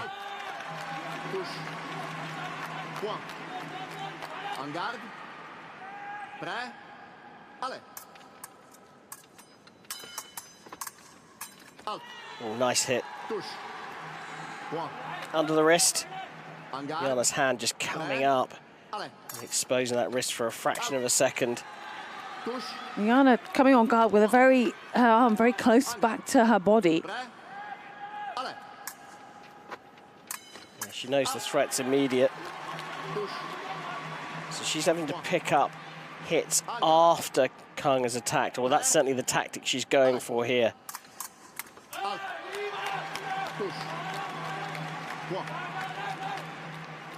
So first action's backwards from Jana, the Thai athlete on the right. And then she's looking to see what Kang does. And she's drawn level with this approach. Sticks with it, understandably. So now Kang has to adapt. The lead switches hands. So how is Kang going to adapt to this now? She needs to make a difference.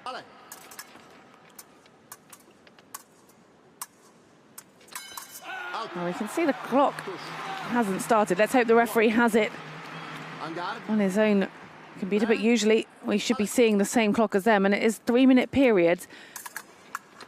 And not that time is really too relevant at the moment, the rate this match is going at. And there we've just seen that. Looks more like it, 30 seconds of actual fight time. I think someone's listening to you, Heather. Someone click refresh on the graphics. And the clock's still not counting down, though. So I think they're having to force the graphics here, which is a good job. We've got such a professional team to actually make all this work. Well, in those few seconds, however many they were, this has been quite a significant change, hasn't it, for Susie Jana?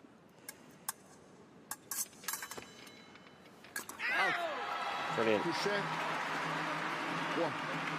We're on 2 minutes and 8 seconds. You can see from the wide shot of the fences in the top right of your screen, there's the big screen clock, and that will start counting down. So don't worry about our graphic. For some reason, that's not working at the moment. Oh, look at this. Susie Jana really seemed to... She almost allowed herself to lose a few hits early on to suss out Kang, and now she feels like she's pretty much got her sussed out with 2 hits away. I mean, this is absolutely phenomenal in less than 60 seconds. It's a huge story. She's just 1 away now. Don't celebrate too early. This is huge. No one has ever won all 3 individual titles in the wheelchair fencing.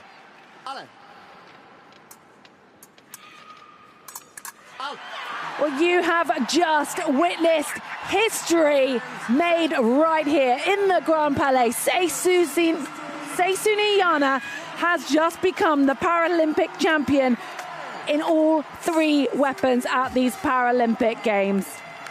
Absolutely incredible stuff here at this women's Epee competition. If only she'd given us more than 59 seconds to talk about it. I mean, she absolutely wiped the floor in the Epee gold medal match. And no one else can ever say, I was the first.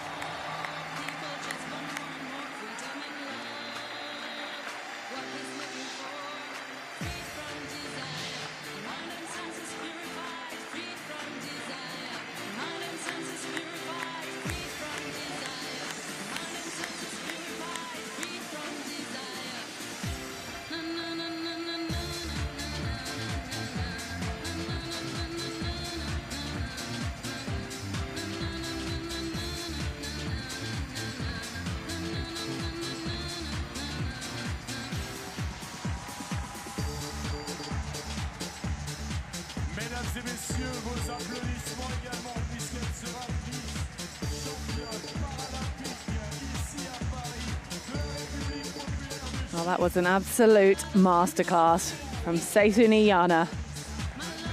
She won this title for the first time 20 years ago. It's hard to fathom. At the age of 50, she has absolutely just dominated that gold medal match.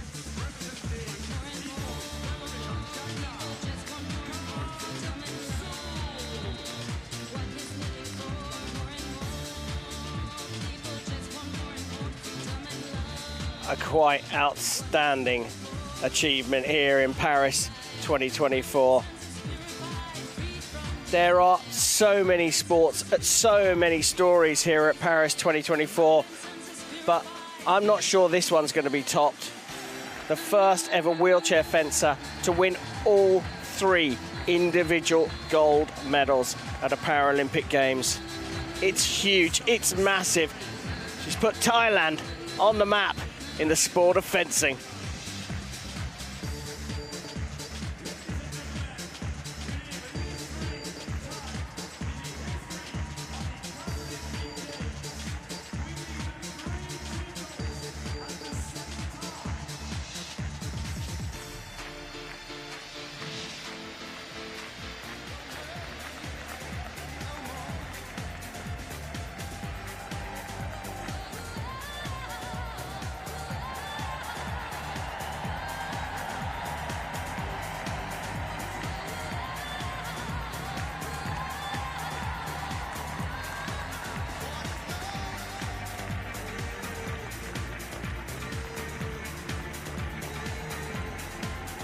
Well, I think these celebrations will continue until the end of these Paralympic Games.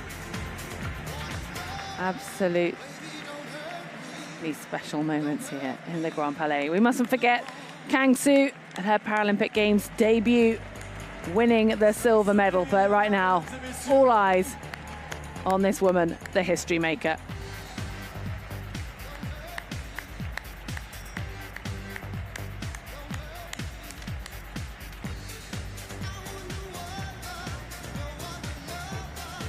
Et elle va passer devant vous, ça va être à vous de faire un maximum de bruit. Il faudra un maximum de bruit dans les tribunes à son passage devant vous. Eh oui!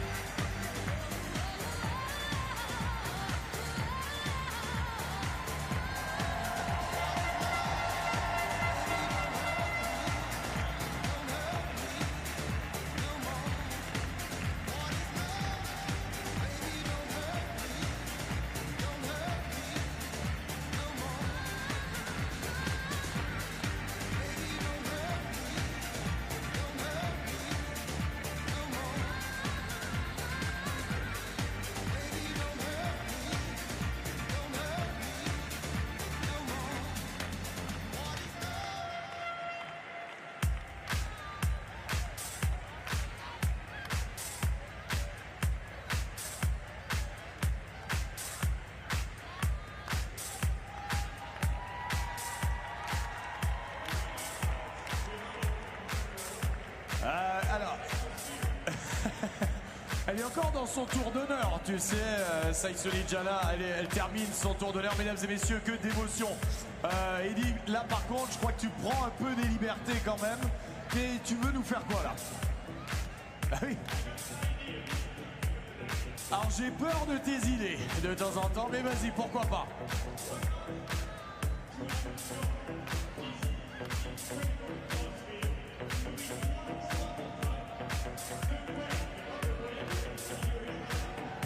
La wave, c'est la vague. Hey. Ok, je vais expliquer ça en français. On va faire une grande vague géante. On va partir du premier rang et on va monter jusqu'au dernier. Mais les deux côtés en même temps, Eddy, normalement. Ouais, c'est à peu près ça. Jusqu'en haut, jusqu'en haut, jusqu'en haut, jusqu'en haut. Ok, Eddy, regarde de l'autre côté s'ils sont bons également. Ah, t'es pas obligé de faire le tour, hein, tu pourrais rester par là.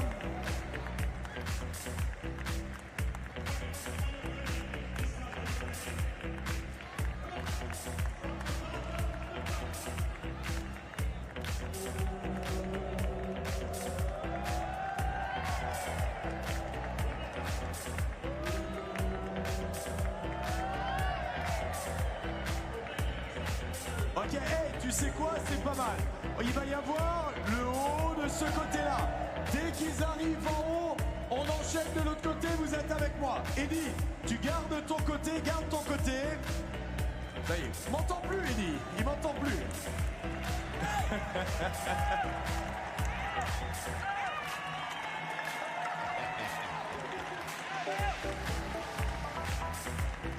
Attends une seconde, attends.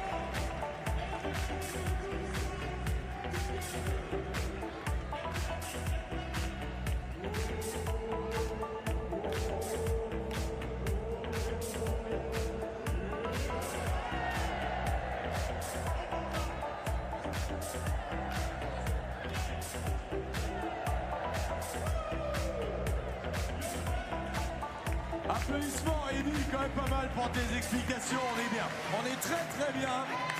Mesdames et messieurs, vous êtes incroyables, le Grand Palais.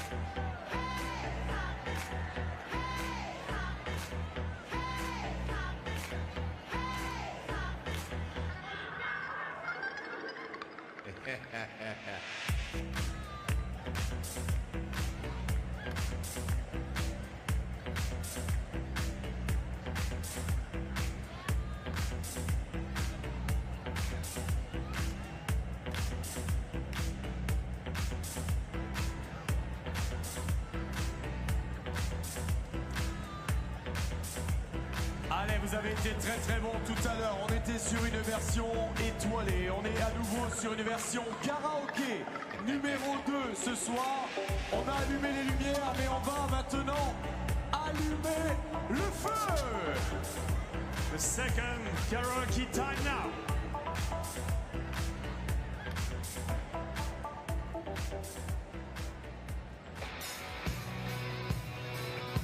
Oh yeah!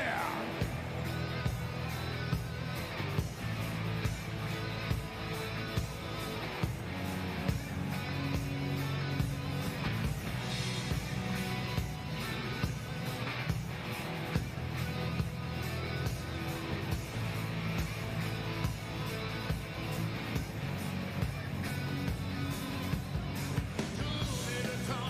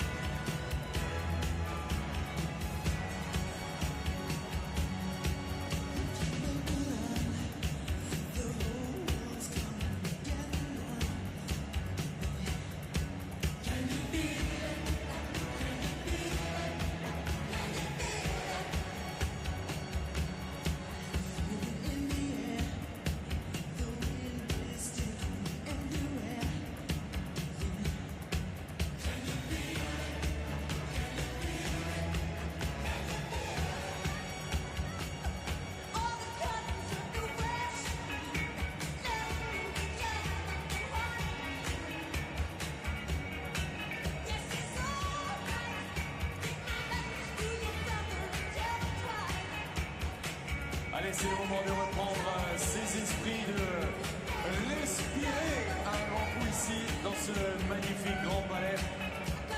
En tout cas, on vous remercie, vous êtes incroyables. Ce grand palais qui respire vraiment au rythme de ces Jeux paralympiques Paris 2024. Et c'est grâce à vous également, mesdames et messieurs. Et pour ça, bravo à vous. Oh, thank you again, everybody. Thank you again for this crazy atmosphere. That's so good to be with you. We have the chance now to have the possibility to take a little bit breathe and get started to be back for the next goal match in about 5-6 minutes only. So take a little pause, won't be long, get ready to be back.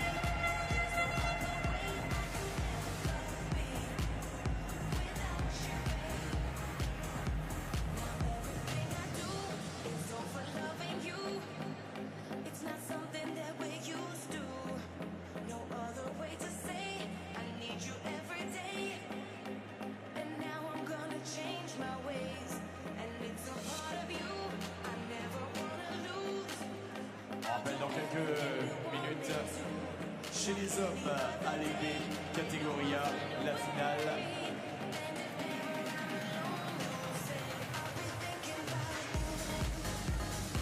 Next medal match. Final now in a few minutes. And that will be the men's Epee category A coming next.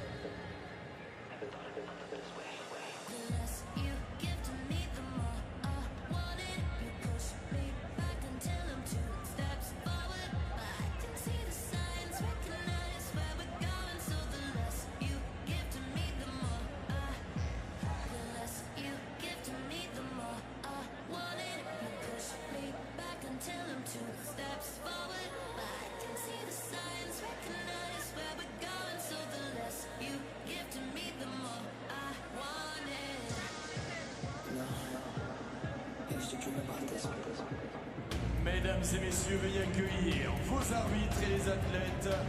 Match pour la médaille d'or. Ladies and gentlemen, please welcome your referees and athletes for the gold medal match.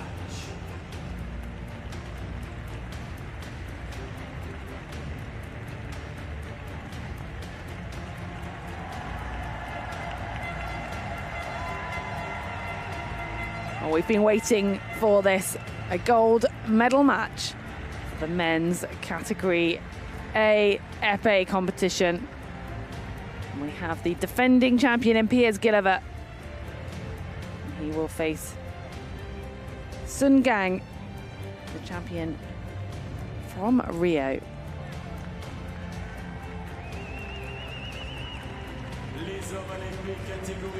Closely matched in age, just 2 years apart, but Sun Gang was the first to top the podium. Gilliver winning the silver on that occasion back in Rio. Sun Gang missing out on the podium 3 years ago, finishing fourth. Both guaranteed a medal, but neither will be happy to settle for a silver.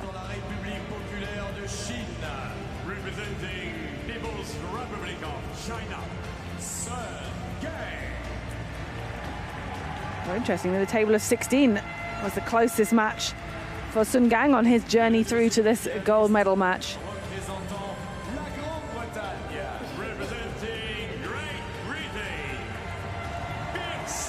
Here's Gilliver already coming up against a teammate of Sun's. And we've said it a few times, and I'm sure we'll continue to say just how dominant the People's Republic of China are in this event. Well, great camaraderie. These two faced each other in this very same position 8 years ago.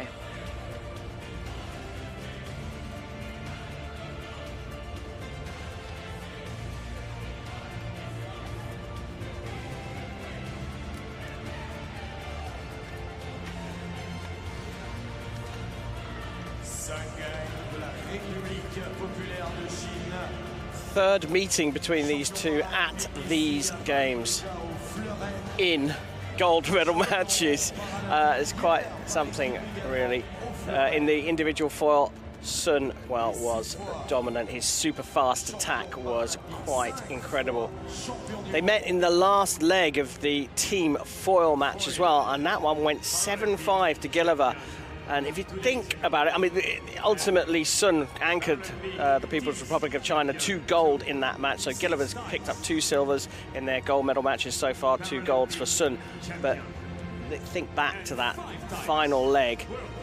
Here's Gilliver would have been saying, I might well meet you again in the individual competition in the Epee, and I'm going to show you how much of a fighter I am. So this should be very, very interesting. Again, it's going to come down to distance. It's going to come down to the distance that's set right at the beginning.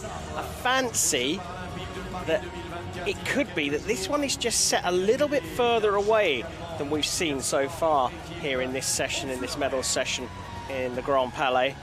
As Gilliver will know, going up against a lefty, he doesn't want his target too close. We're going to get an eye for it now. And it is Sun who's setting the distance. And look how close he wants it. Silver medalist, Tokyo, world champion in 2023. That is seriously close distance being set there. And they're not opening it up at all. Gilliver will know there's a lot of danger in this because Sun's attack is electric. Well, they're just starting to open it up now.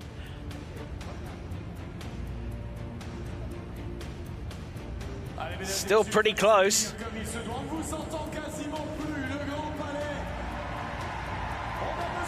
So Gilliver is going to have to think here about what tactic he's going to use. Is he going to sit back in the chair to start with and then wait for Sun to come to him, pick up the blade perhaps, or even knock it out of the way with a beat, or even try and go for counters over the top? Fascinating matchup here. Whole body's target, the shroud covers the waist down. So it's everything above the waist. First one to hit in Epee. Doubles can be scored if they hit each other within 40 milliseconds of each other. Target score of 15. There are 9 minutes of fencing broken up into 3 3-minute periods, which are punctuated by 1-minute breaks where the athletes can talk to their coaches. I'm not entirely convinced we're going to get even to the first minute break in this one. Well, who knows what's in store for us. One thing for certain, both these athletes will have studied each other and they will know what they want to do in terms of their tactics, but they might well have to be reactive to their opponent. Sun Gang versus Piers Gilliver for the gold medal in this men's Epee Category A final.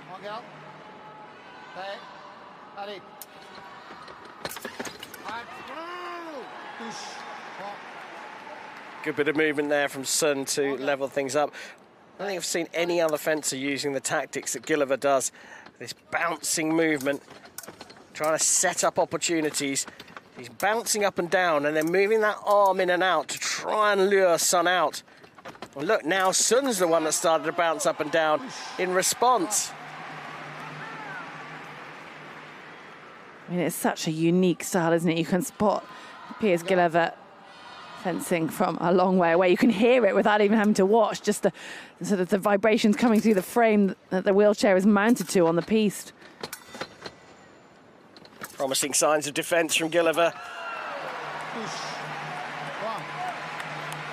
Well, he will be constantly reading his opponent. Yes. And the game plan with so many backups, B, C, D, it continues. And the British team, as I'm sure all teams do, spend hours watching footage, analysing, working out their plan of attack, quite literally.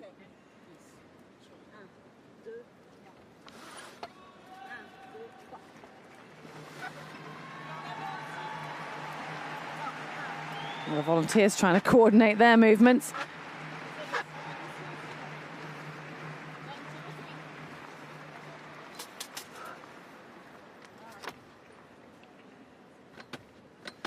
With these category A fences, they are so energetic, so fast, and you see the degree of movement coming from both Sun and Gilliver.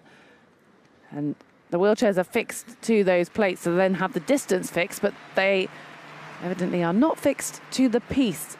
Hence why we do get a lot of movement, and they have to just be careful that the body wires and the ground leads don't get pinched underneath the weight of the wheelchair.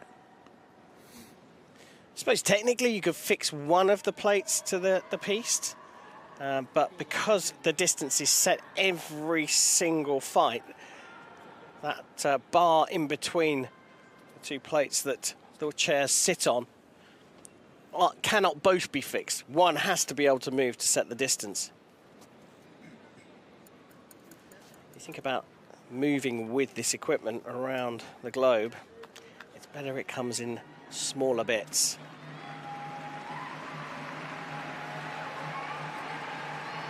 En garde. Prêt. Allez.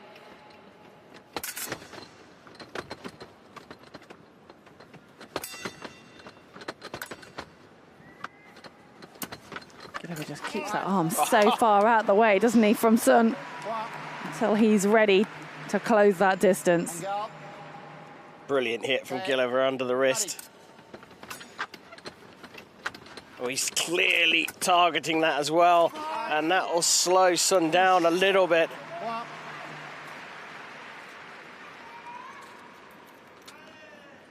Watch out for Gilliver, trying to hit underneath the wrist. So leaning forward to draw the attack and then going underneath and trying to hit underneath the sword arm.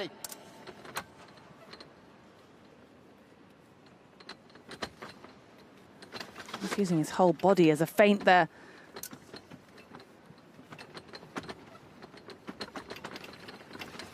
Lure him into the attack. That's what Gilliver's doing. Sun is being careful here not to fall for every single trap. Just waiting to pick his moment, and he's done that really well. Look at how happy he is just to take that 1 point lead. He's being made to work very, very hard here.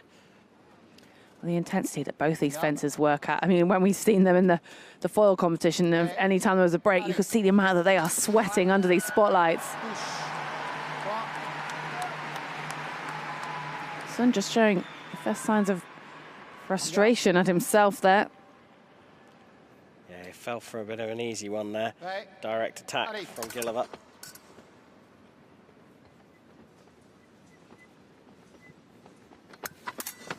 Oh.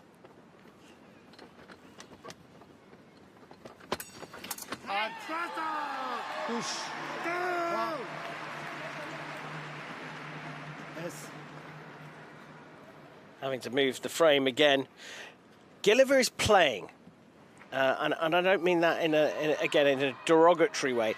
He's trying to catch Sun at a moment, so he's keeping him busy by moving around, by hopping up and down. He's the creator. He's the one that's doing all the movement. He's the one that's trying to lure his opponent in, or looking at the same time for a moment he can launch an attack. Sun is sitting back, eyes open, waiting for the moment that he can just launch a direct attack to the upper arm. Two very, very clear tactics being set at the moment by these two fencers.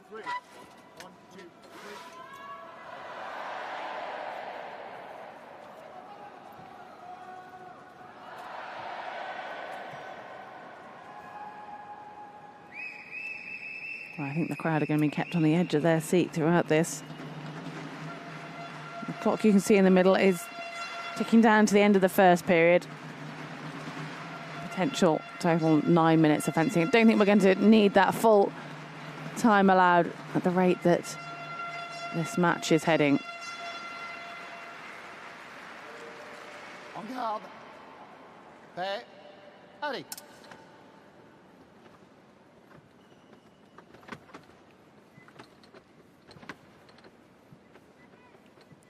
Gilliver almost trying to lull Sun into a rhythm there.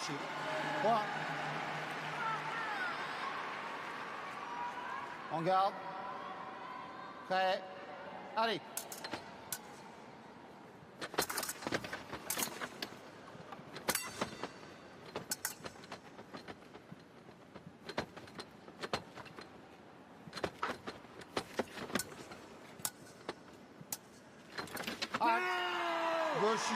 That was fast from Sun. Gilliver with such huge reach when he does come for that attack.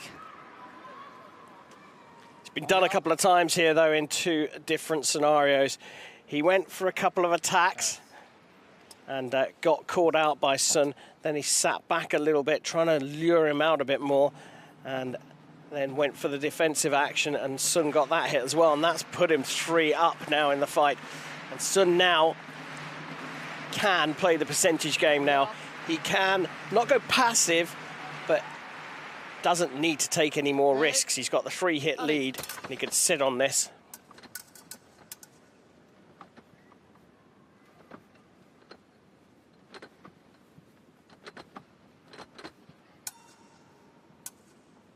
He is as well.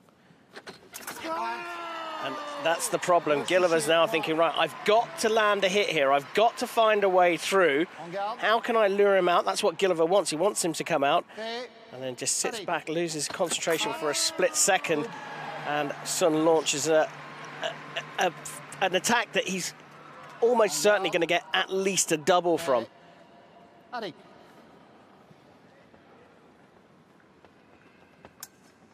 It's the first of 15 if you're not familiar with fencing and wheelchair fencing. And as Sun will capitalise on, those doubles can rack up and really do put the athlete from the People's Republic of China in that advantage at the moment in Epee.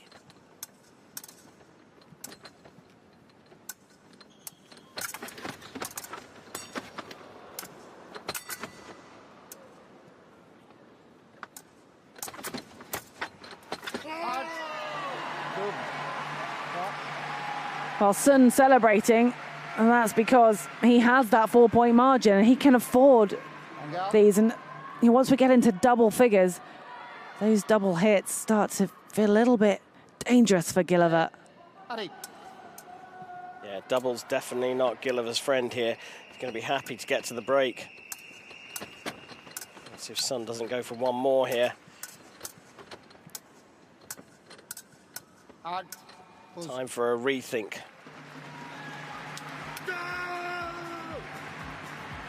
Well, Sun just wanting to keep that momentum going. And the break maybe won't be the friend of the Chinese athlete, but this really is a moment for Gilliver to have a chat with his coach, Glenn Golding, just reassess their tactics. Gilliver very open about the fact that he is all about tactics. He's a tactician.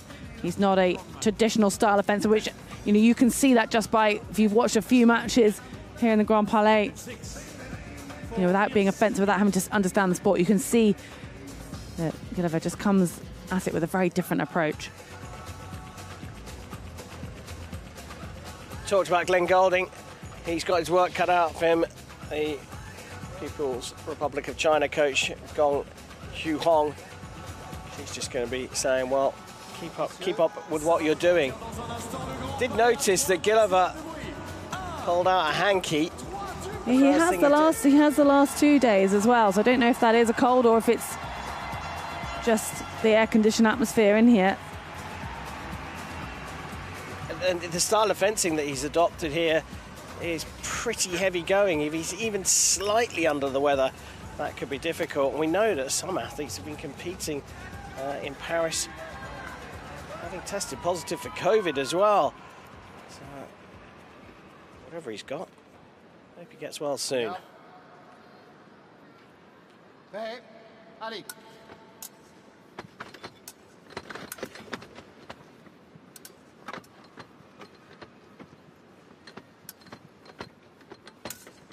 Well, the work rate has not shown any sign of let up for Gilliver, but I really feel after the break this was his chance to turn that momentum around and to start to, you know, say to Sun, look, I am not here for the silver. But right now, he's in danger of being so.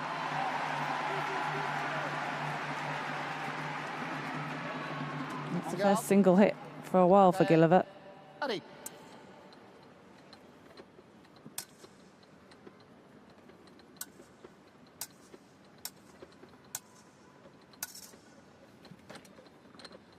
Got time, he doesn't need to rush. And equally, oh, there's another one. Equally, Sun doesn't need to do too much. He can sit back here. So we might just see a period now where the fight just slows down, or the hit rate at least slows down a little bit. En garde. Prêt. Allez.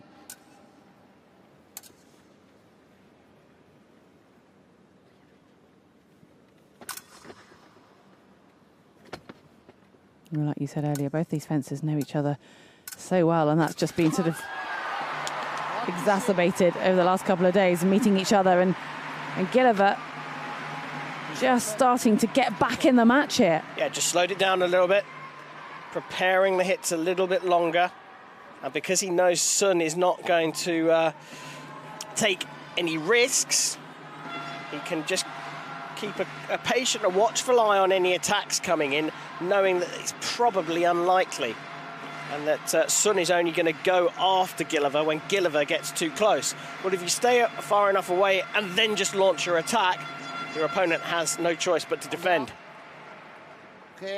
Sun could change this around, though.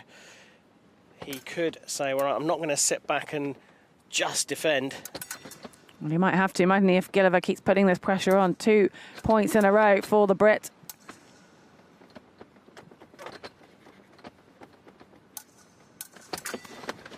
Oh, so close to getting the hit over the top, and to be fair to Sun, he was really close to getting a single light underneath.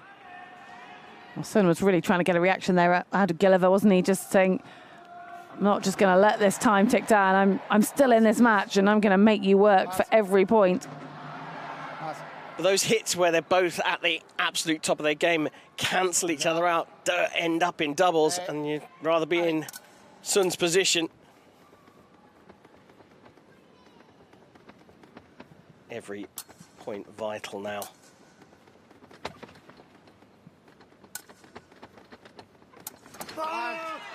God, that reach from Sun there. Gilliver looking like he's almost keeping a safe distance, but just not. It isn't safe when you're up against the gold medalist from 8 years ago.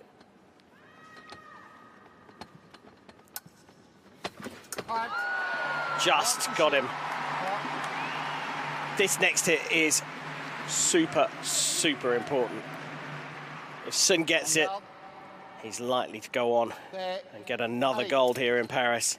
Even if it's a double, it's at that dangerous point, isn't it? That 2-point lead at this late stage. Well, Sun can take what he can make one gamble now. One gamble to go for it and still be relatively safe.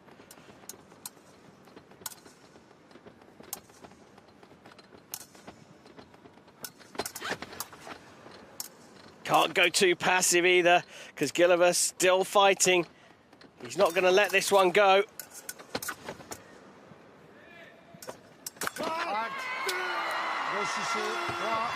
Sun Gang regains that Paralympic title. He won against Piers Gilliver in the gold medal match 8 years ago. Finished 4th in Tokyo. He is back on the top step here today. People's Republic of China. And Here's Gilliver, came in as Paralympic champion. He now adds a third silver to his collection from Paris 2024. Pour le champion paralympique. Please stand for the new Paralympic champion. Vos applaudissements et ovations également de la Grande-Bretagne. Médaillé d'argent, Pierce Gilliver. Please clap your hands for the silver medalist representing Great Britain, Pierce Gilliver.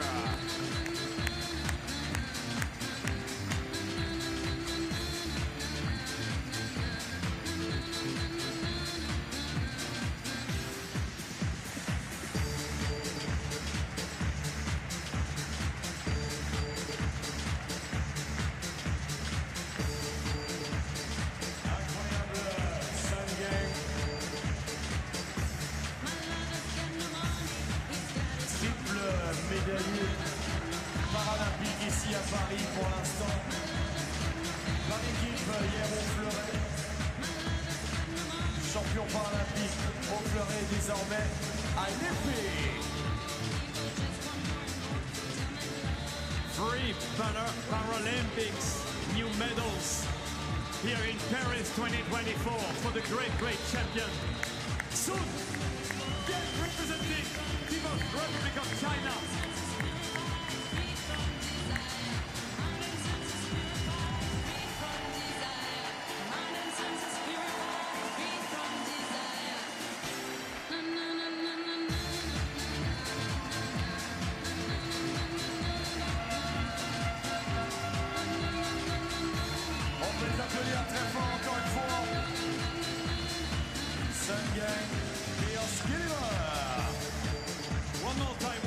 Let's celebrate our two champions. The gold medalist, Sun Gang, and the silver medalist, Pierce Gilliver.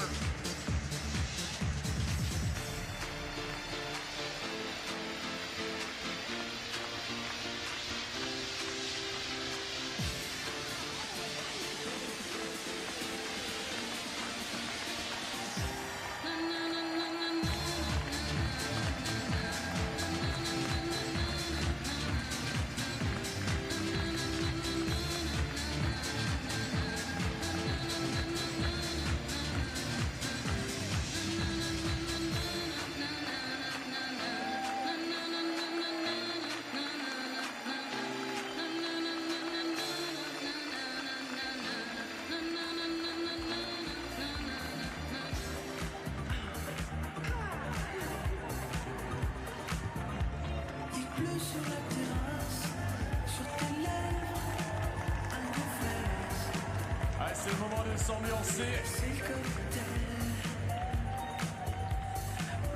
Et attention, vous allez repasser dans les écrans le retour de la Dance Cam. We'll keep the atmosphere. And we don't give up. The Dance Cam is back. Come on. Let's go dancing. Let's go party. Oh yes. Like this. Like this. Like this. Oh my God. Everybody knows this song. Everybody. It's murder on the dance floor. You better not kill the groove, DJ.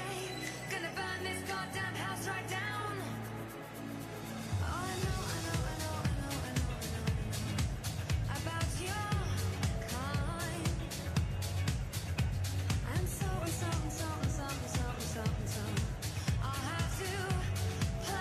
Ah, c'était un peu trop calme. Eh oui.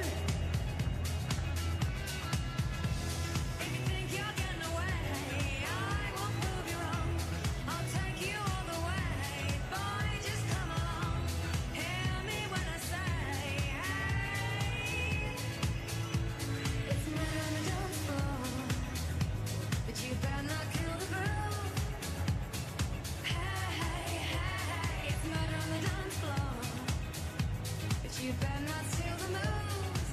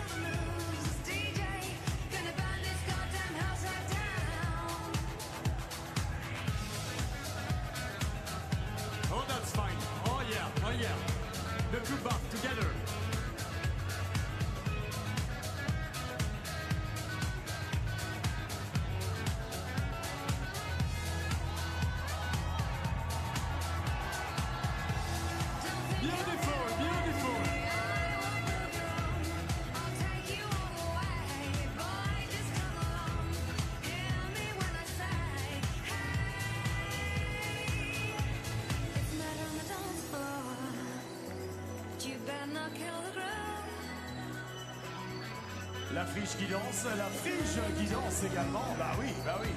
Let's Dancing with Friche, our mascot.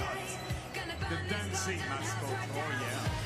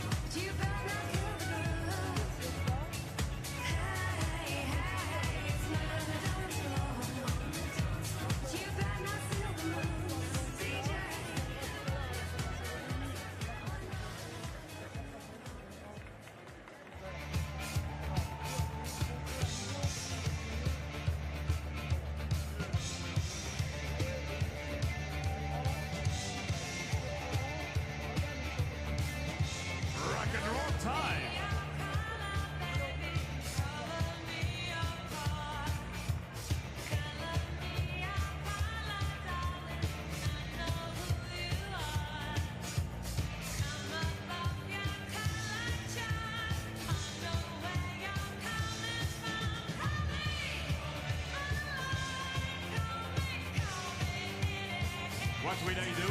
Call me!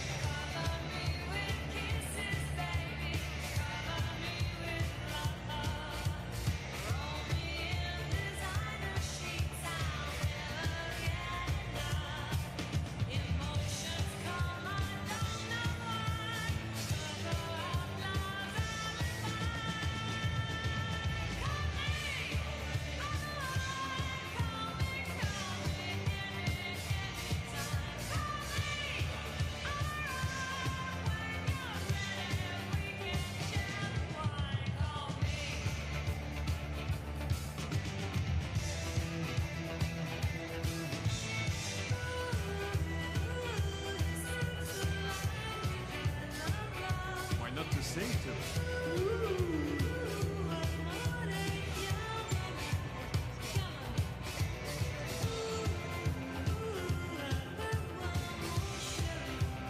Appelle-moi.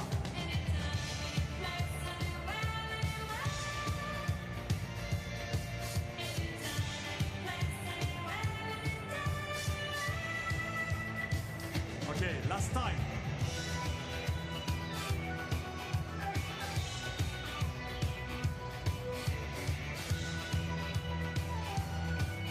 I like the way you move. I like this way you move.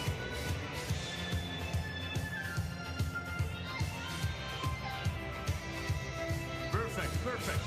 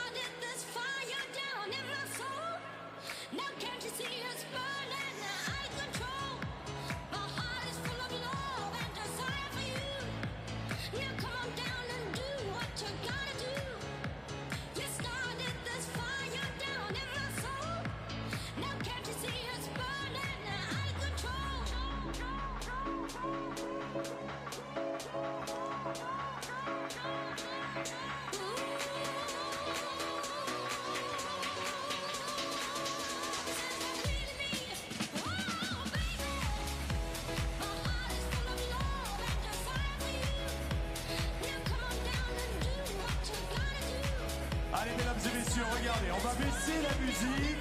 We clear the music a little bit. Regardez, on va reprendre les téléphones. Tout le monde, on va reprendre ses téléphones. Please pick up your phones, everybody, one more time. Tout le monde. Sauf que cette fois-ci, mesdames et messieurs, on reprend ses téléphones. Tout le monde, everybody, the phones. We want to see on the The lights. Come on. Les lumières, tout le monde. Turn the lights on. Regardez ce qu'on va faire. On va allumer encore tout le monde. On va faire une seule chose, on va partir en haut. Totalement en haut. Everybody up. Put it up. Everybody up. We will make up And down. Et en bas. Caché. En haut. up. En bas. Hidden. En haut. Up. En bas. Hidden. Music. Attention. Go. Pas. Bon.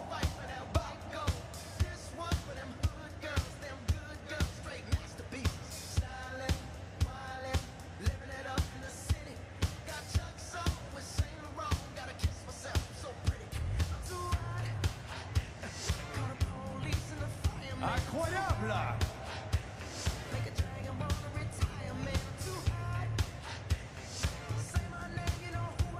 Bravo, le Grand Palais.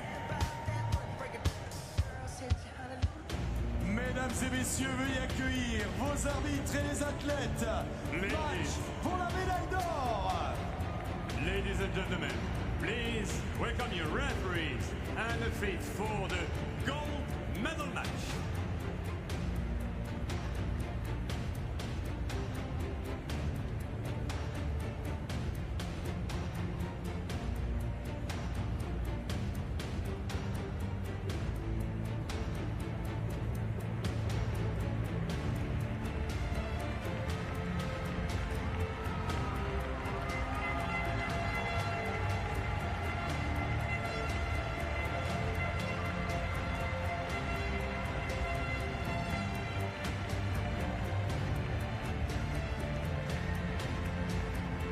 Well, competing in their first Paralympic Games and their first Paralympic Games final.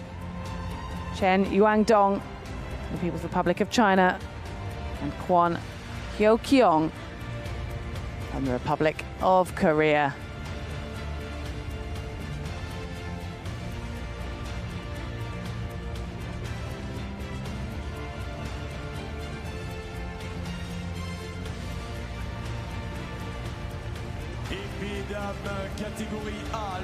Chen Yuangdong's got to be pumped, hasn't she, representing the People's Republic of China, the success that they have had here in the Grand Palais.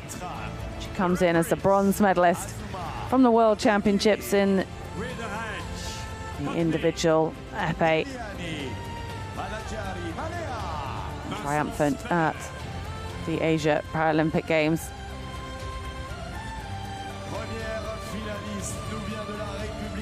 Kwon Hyo-kyung, only 23 years of age. She finished 7th at the World Champs last year. She's had a couple of close matches, ruining any French hopes in that quarter-final.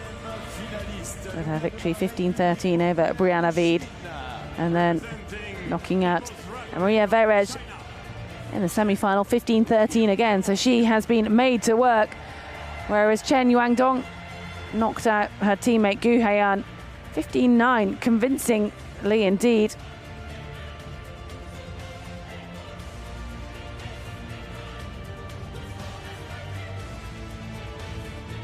Le Grand Palais, applaudissements pour nos deux finalistes. Please clap your hands for the finalists. Well, this is the final gold medal match of the individual weapons.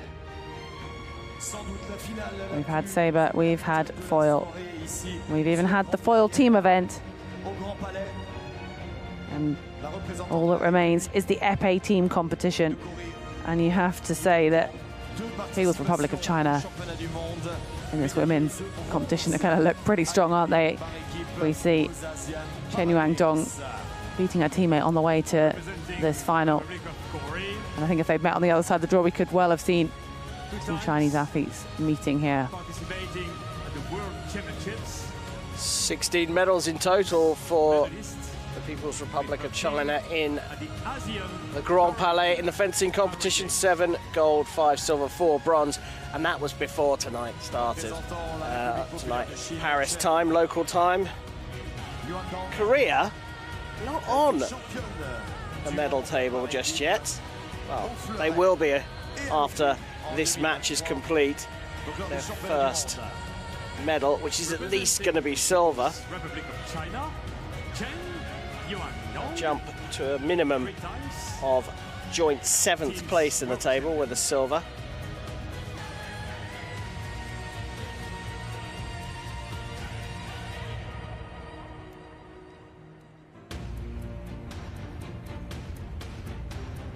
Well, it is dominance, isn't it? And it's always helped by the team events, the fact that they've got that depth. A lot of nations not able to get together enough athletes in the team, and the team needs 2 category A and a minimum of 1 category B fencer. Yeah, a lot of the Chinese athletes train in Shanghai.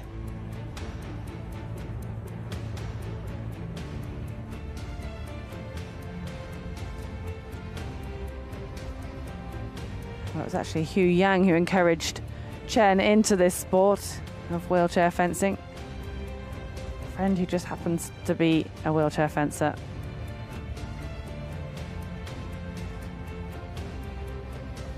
Yeah, Chen based in Luzhou, south of Chengdu.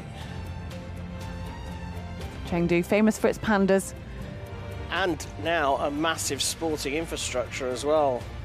Summer University Games were there last year, and you got to think that it's going to be one of the cities that will be bidding within China to be put forward as a host for an Olympic and Paralympic Games.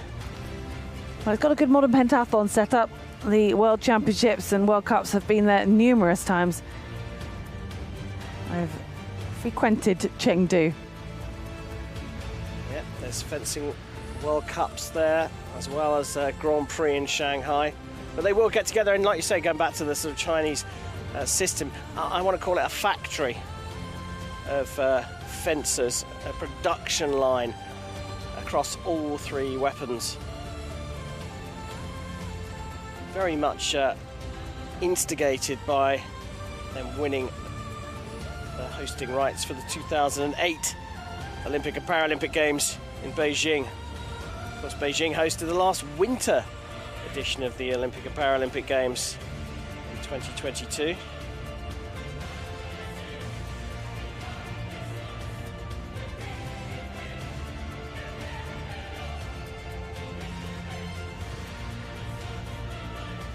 Well, quite a lot of the finals so far in the Grand Palais have been People's Republic of Korea meeting Europeans, but this coming up against Kwon from Korea. More likely to have experienced each other's styles maybe slightly more often, met a few more times in competition due to the Asia Para Games and the fact that it's a long way to travel across to Europe for all competitions.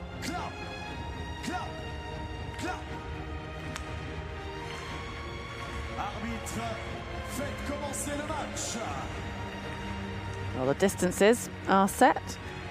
The athletes just testing the equipment is working. Referee's happy. Kwon Hyeo Kyung making sure to emphasize saluting the crowd and just being in the moment. This gold medal category A final.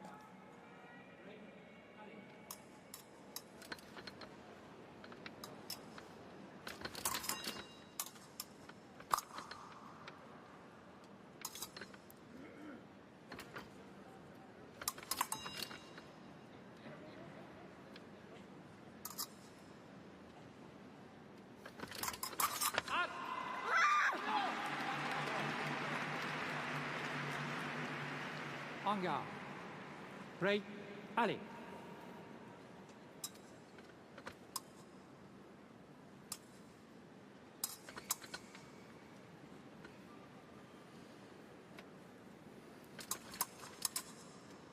Both athletes really using this time just to try and figure each other out and sort of work out what their opponent's game plan might be here. A little bit more aggression from Kwon on the left. I'll get tempered if Chen scores another one, which she does. Chen happy to let Kwon come on to her and then find a defensive route to target. Defend first and then catch Kwon off balance.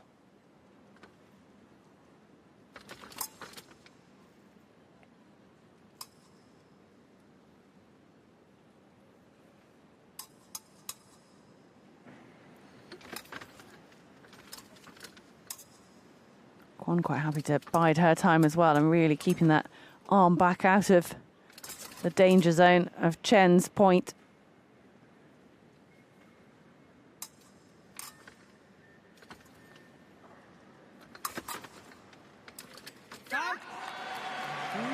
First action from Kwon without taking the blade. So far, up until that hit, Kwon has just been trying to catch hold of Chen's blade, and now she's worked out absence of blade is the way forward.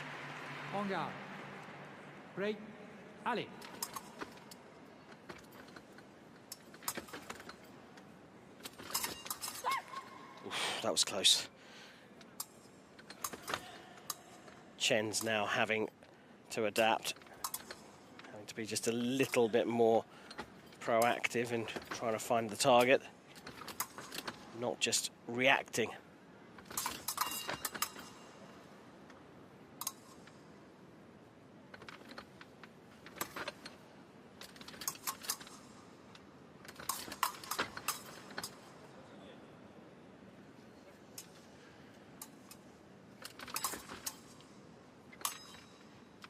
Now this is the most strategic of fights that we've seen in this session in the Epee individual.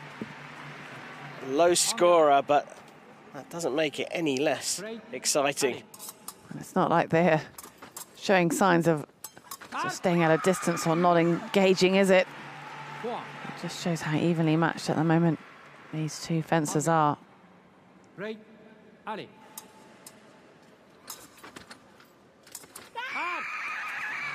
Good collection of the blade there. A binding hit. She had hold of Kwon's blade there, Chen. She's got the measure of her over the last few hits. And now she can go back to being a little bit more patient. More risk averse.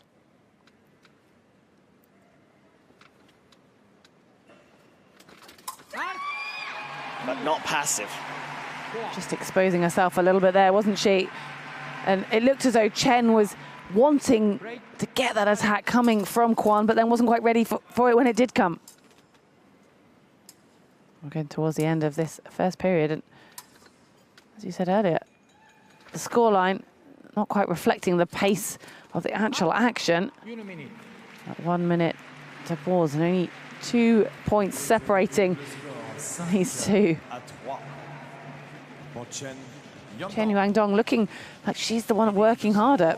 That little glimpse we had and the mask came off. Chen at the beginning finding a way through a couple of times on the attack. Kwon then worked out that she needed to attack without taking the blade. Chen then adapted to that, and the best hit so far has been the binding hit to the inside of the arm from Chen. Deserving leader at the moment, because she's winning the tactical battle.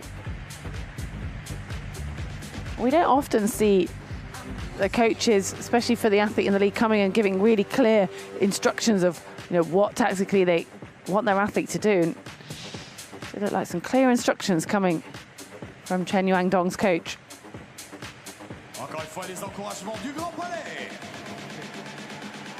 Yeah, because I think what he's seen is he's seen that when he's seen a tell from the Korean when she's going for the attack off the blade without touching her opponent's blade, and so he's just given her that moment. He's either showing her what the Korean's doing or what she should do in response to it.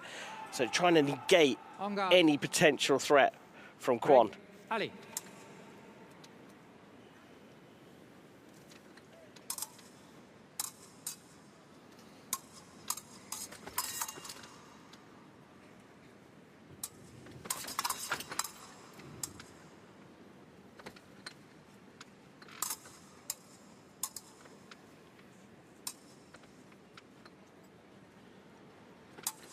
The other thing is Chen's hand has moved to the outside a little bit more over to the Sikh side. It's actually gone past Sikhs, the position they start in the en garde position with their wrist in front of their elbow, in front of their shoulder. That's called Sikhs, whichever hand you are, left or right-handed. She's actually just moved that whole arm out to the side a little bit more. Well, something we do see with a right-hander fencing a left-hander sometimes is just opening up that, sort of almost protecting the outside of their arm and body. Okay. Yeah, so in the Olympic equivalent to wheelchair fencing, the fencers will move to the sword arm side of the piece when you've got a lefty against a righty. Clearly, wheelchair fencers can't do that, so by moving your arm out, you're covering off the target on your flank just that little bit more. It's a noticeable difference in this second period from Chen. Break. Allez.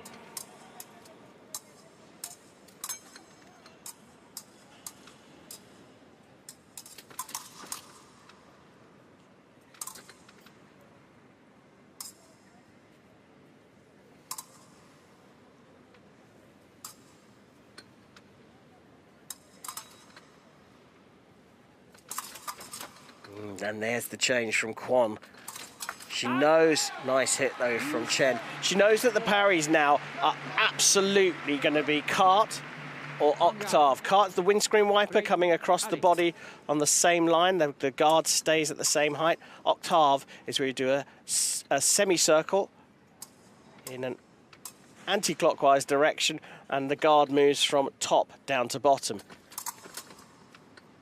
There's a circular cease in there, but it's very wide and all it is defensive. You're not going to get a riposte off the back of that when your hand's out that far.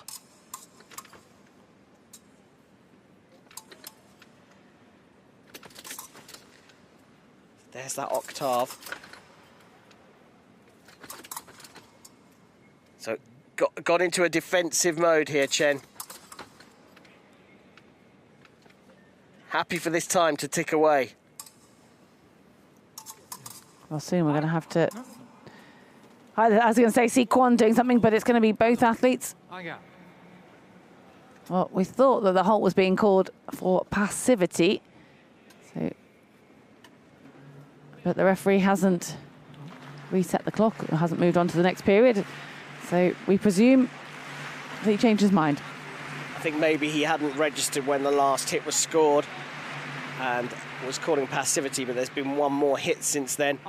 And that's what his video referee and assistants are there for, to say, no, not passivity yet. We've got to wait till a little bit longer into this period. But it's a little warning to Kwon. I don't want this time to run out, so I am going to have to go and get a hit. Passivity would be not in Kwon's favour. Even though she's the highest seed, with the points differential, Chen would win if we got to time. En garde. Break. Allez.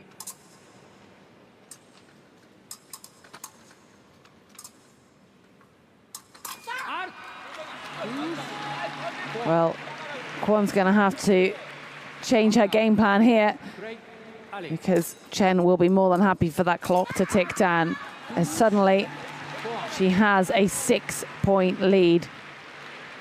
Significant turning point here in just the tactics that Kwon is going to have to use, and it feels as though this is playing into Chen's favour here. Chen Yuang-dong suddenly can let Kwon do the work. Yeah, and you know what? Took a massive gamble there as well. Oh, that's a lovely hit, though.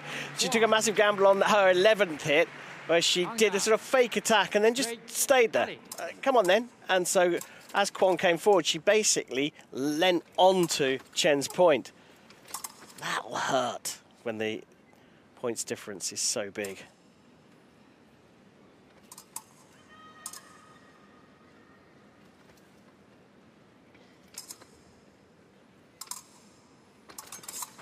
I wonder if Kwon's just going to almost hope for that next minute break, just see if she can change the momentum, have a little bit of a chat with her coach.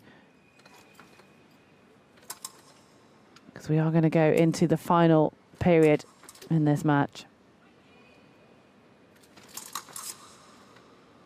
Art, 1 minute. I mean, 8 points. Chen Yuangdong leads by. She's got to be feeling fairly confident with that. Yeah, I think so. I mean, At the end of second Kwon's just got to go for it now. I mean, doesn't have to race through the hits, but you know, we're talking about an 8 hit point difference. She needs to go and get 2.5 hits every minute to give herself any kind of chance here, without getting hit herself, of course. But if you're sitting on Chen's side of the piece, you're going to say to yourself, well, I can afford to take a couple of risks here. I can afford to go after a couple, just because if I get 1 point out of 2 attacks, let's say, and give a hit away, I'm just getting closer to that target of 15. But ultimately, the coach is going to be saying to her, sit back, stay active. It's active defence. Well, it's a very different conversation, isn't it, than whatever that change was after the first break period. It's worked for Chen. Hand moving outside, she's negated the absence of blade attack from Kwon, and Kwon looked a little lost and didn't know what to do. Having a chat with the coach, as you said, it will give her a new strategic outlook on this. She can't muck around. 3 minutes left in this gold medal match.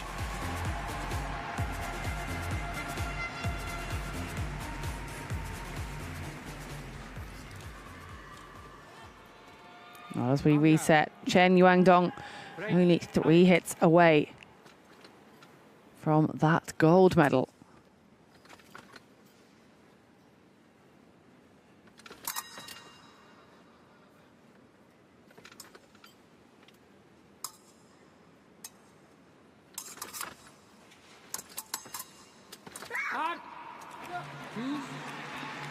And Chen can celebrate a double touch On guard. Break. Allez. quite happily.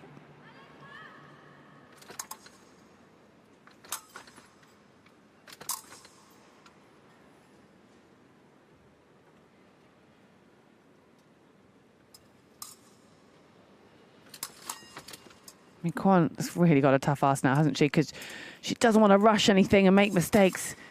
Yet there's only 2 minutes left and she's trailing significantly. Yeah, she does need to get a wriggle on, that is for sure. But I don't know, in some respects, we sit here thinking about what might be going through her mind. You know, it's easy to think what's going through Chen's mind, and a lifting there, so the hit actually even gets annulled there, which is disappointing for Kwon. But in some respects, the pressure's off Kwon now. No one's expecting her to win here. This is, you know, this is a tough ask. So just fence, just try and enjoy it. You're in a gold medal match at the Paralympic Games, and maybe, you know, maybe something will happen. Wise words, Karen Bashir. I don't think anyone's ever said that to me before. On guard. Break. Allez.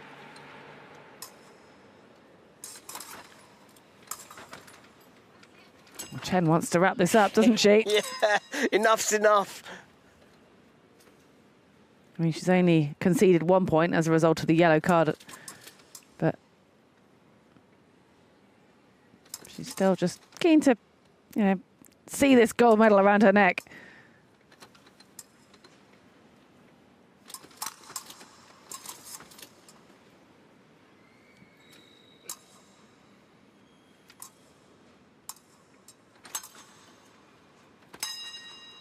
Art. Well, earlier, Karim, you talked about that ting noise you get when the guard is contacted by the opponent's blade, and there was a prime example. Yeah. Haven't had so much of it, have we? Not these two not really going for around the wrists too much. Yeah, that was definitely it, and that's a beauty. Not prepared. So Kwon didn't set that one up. She just went on the beat of the bang, on garde à l'épée, and then boom, off you go. And Chen was ready. She just, nice simple para riposte.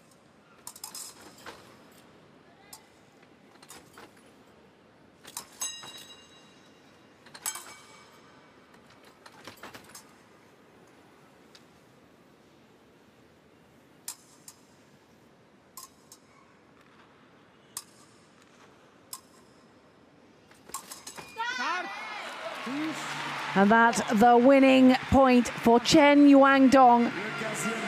She has just been crowned the Paralympic champion, the women's épée category A gold medal winner for the People's Republic of China. She really did enjoy those final few hits and excelled on that route to the top of the podium. Champion representing People's Republic of China, Chen Yuangdong.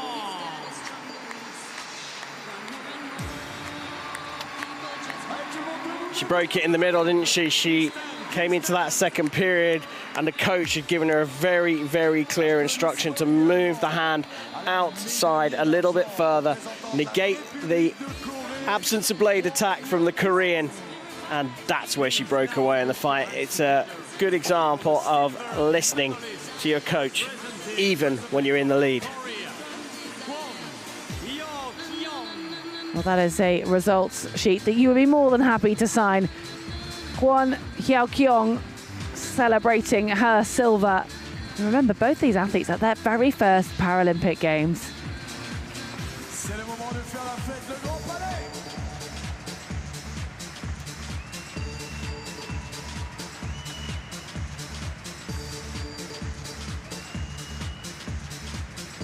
It's time to celebrate our champions!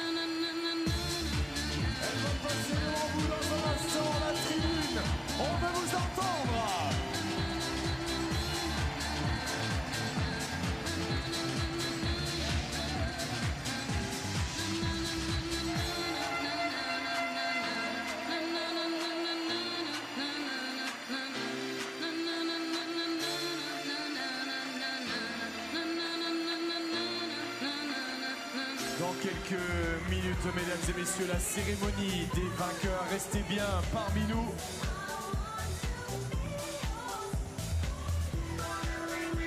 Thank you to stay with us and preparing the victory ceremonies after these intense and amazing matches we have lived together.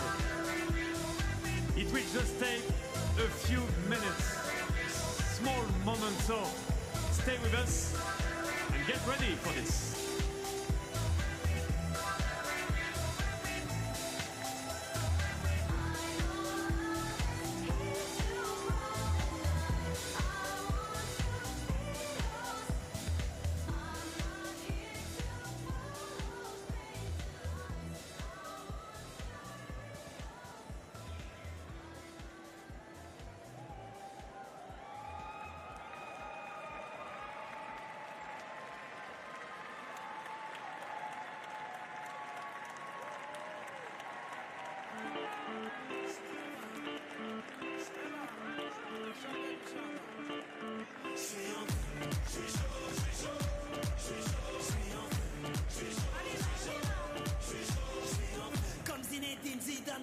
l'équipe du Brésil. Ce soir tout me sourit, même Monica Bellucci. J'ai sorti le gros gamin, ce soir je suis le prince de la vie.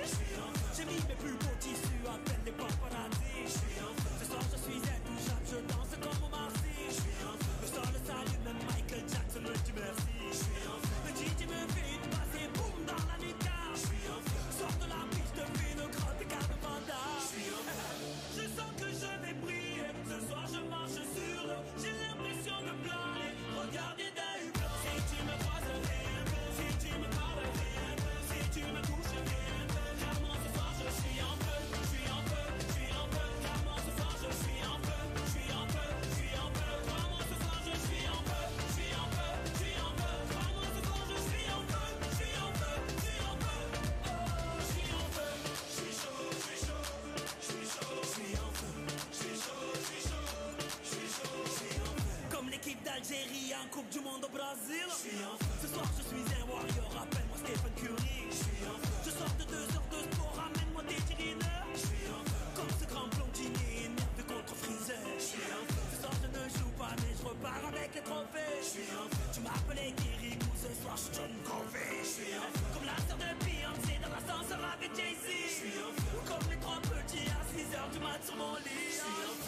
Je sens que je vais briller, ce soir je marche sur l'eau. J'ai l'impression de planer, regardez d'un hublot. Si tu me croises, si tu me parles, si tu me touches, car moi ce soir je suis en feu, je suis en feu, je suis en feu. Car moi ce soir je suis en feu, je suis en feu, je suis en feu. Car moi ce soir je suis en feu, je suis en feu, je suis en feu. Car moi ce soir je suis en feu, je suis en feu, je suis en feu. Oh, je suis en feu. Ça sent le brûler, ça sent le brûler. Appelle les pompiers. Je suis chaud, je suis chaud, je suis chaud, je suis chaud. Ça sent le brûler, ça sent le brûler. Appelle les pompiers. Je suis chaud, je suis chaud, je suis chaud, je suis chaud. Ça sent le brûler, ça sent le brûler. Appelle les pompiers. Je suis chaud, je suis chaud, je suis chaud, je suis chaud. Ça sent le brûler, ça sent le brûler. Appelle les pompiers. Je suis chaud, je suis chaud, je suis chaud, je suis chaud. Je sens que je vais briller, ce soir je marche sur l'eau. J'ai l'impression de planer, regardez d'un hublot. Si tu me croises, si tu me parles, si tu me touches, car moi ce soir je suis en feu, je suis en feu, je suis en feu. Car moi ce soir je suis en feu, je suis en feu, je suis en feu. Car moi ce soir je suis en feu, je suis en feu, je suis en feu. Car moi ce soir je suis en feu, je suis en feu, je suis en feu. Oh, je suis en feu.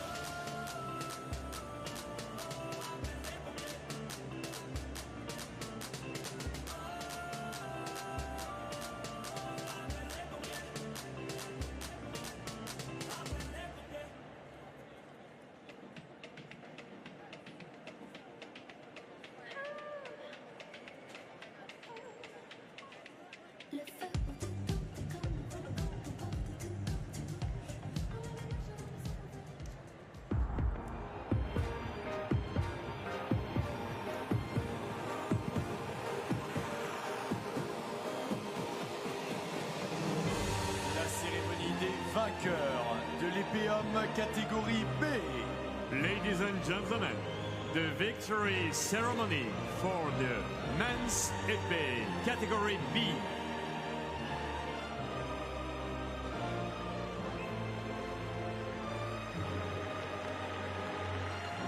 Veuillez accueillir les médaillés. Please welcome the medalists.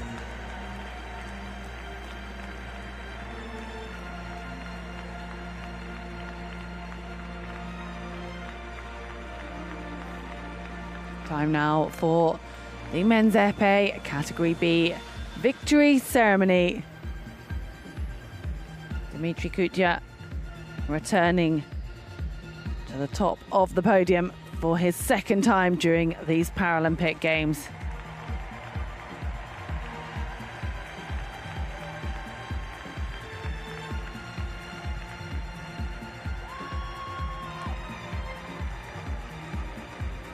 He's joined by Mikhail Dabrowski for Poland and Visit Kingmanor from Thailand. Madame Anne Hidalgo, maire de Paris.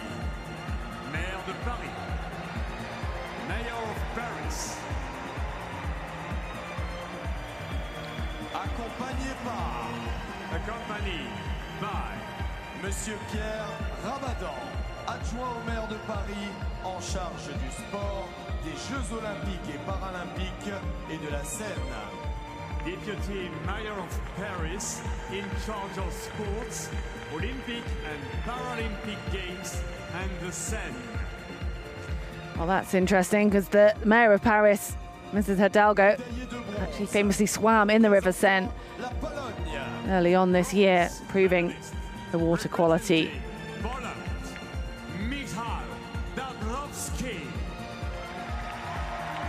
Well, the bronze medal is an emotional one for Mikhail Dabrowski. He's just been recently going through cancer treatment and was given a medical note to be allowed to compete at these Paralympic Games. And what a games it's been. He won a silver in the sabre and now collecting the bronze medal and adding that to his Paris 2024 Paralympic Games collection.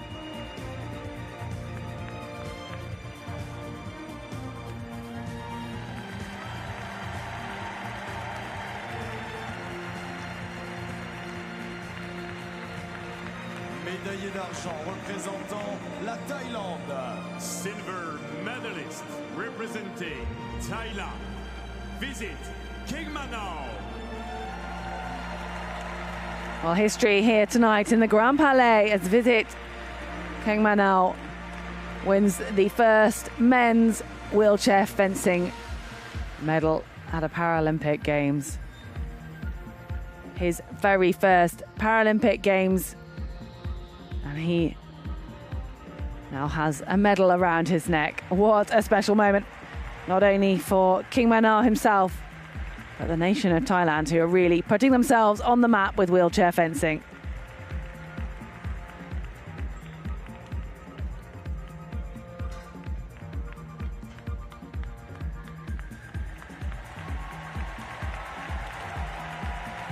Médaillé d'or et champion paralympique, représentant la Grande-Bretagne. Gold medalist and Paralympic champion representing Great Britain, Dimitri Couture.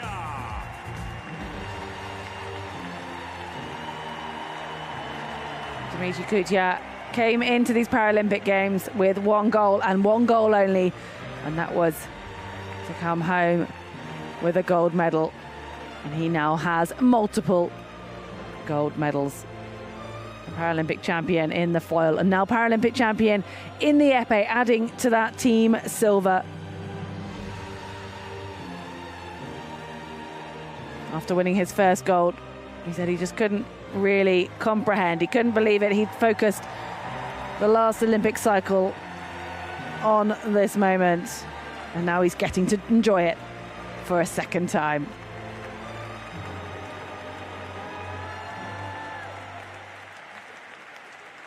Mesdames et messieurs, si vous le pouvez, veuillez vous lever pour l'hymne de la Grande-Bretagne. Ladies and gentlemen, please stand if you are able for the anthem of Great Britain.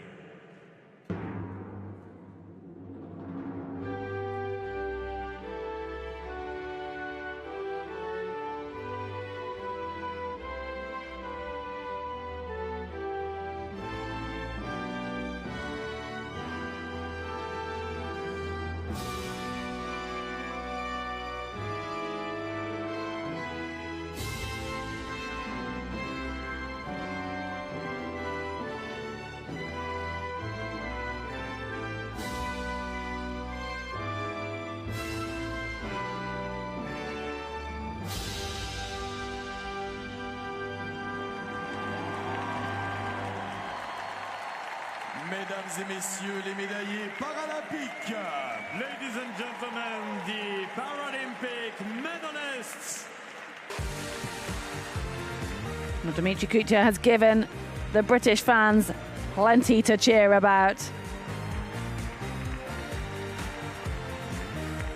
Visit Kingmanao representing Thailand and putting them on the map of wheelchair fencing with that first men's ever medal across all weapons.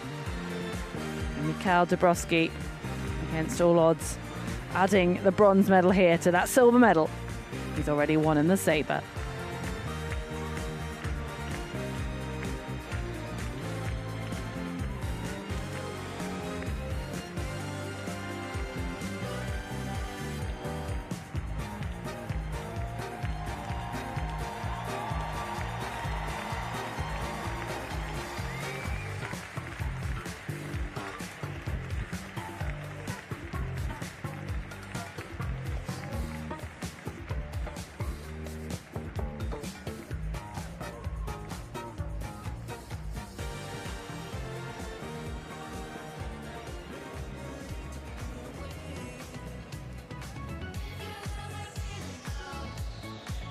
La prochaine cérémonie des vainqueurs. L'épée chez les dames, catégorie B. Coming up, the next victory ceremony for the women's épée category B.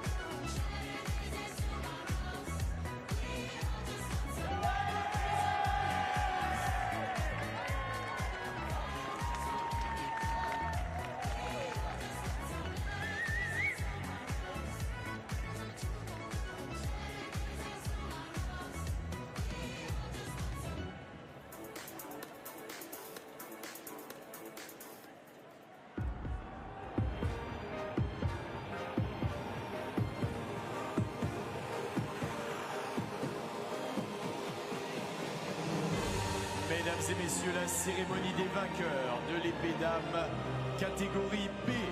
Ladies and gentlemen, the victory ceremony for the women's épée category B.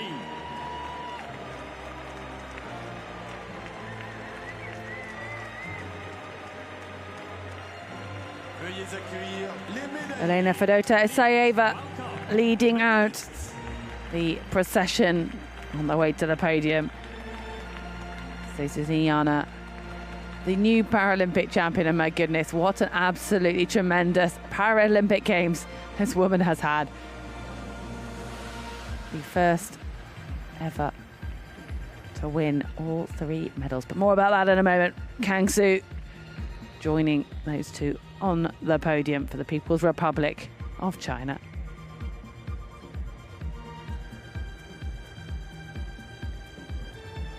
Les médailles seront remises par. The medals will be presented by Madame Anne Hidalgo, maire de Paris. Mayor of Paris. Accompagné par. Accompanied by Monsieur Pierre Ramadan, adjoint au maire de Paris, en charge du sport, des Jeux Olympiques et Paralympiques et de la scène. Deputy Mayor of Paris in charge of sports, Olympic and Paralympic Games, and the Seine. Médaillé de bronze, représentant l'Ukraine. Bronze medalist representing Ukraine, Olena Fedotova-Isayeva.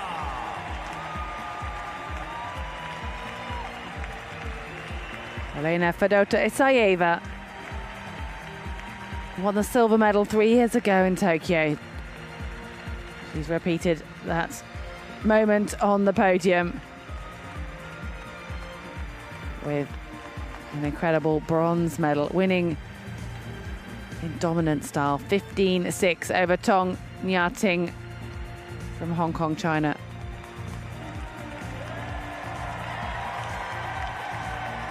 You can see just how much that medal means to her. Médaillé d'argent représentant la République populaire de Chine. Silver medalist representing People's Republic of China, Kang Su. Kang Su joining the incredible team of medalists from the People's Republic of China, specializing in epee. She was the bronze medalist from the World Championships coming into this. And now she's a silver medalist at her very first Paralympic Games.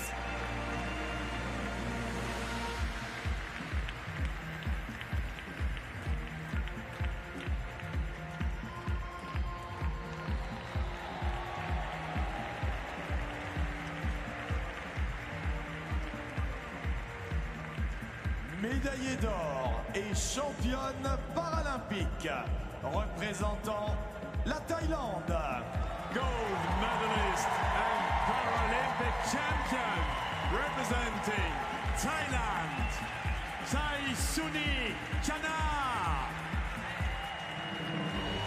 Saisuni Yana, Paralympic champion in the women's individual sabre, Paralympic champion in the women's individual foil, and now Paralympic champion in the women's individual epee, all at one Paralympic Games, the first woman to ever do such a feat. And all of this 20 years after she won her very first title, and that was in the women's epee category B.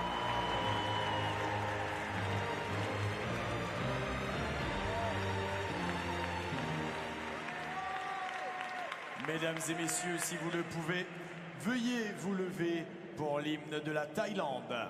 Ladies and gentlemen, please stand if you are able for the anthem of Thailand.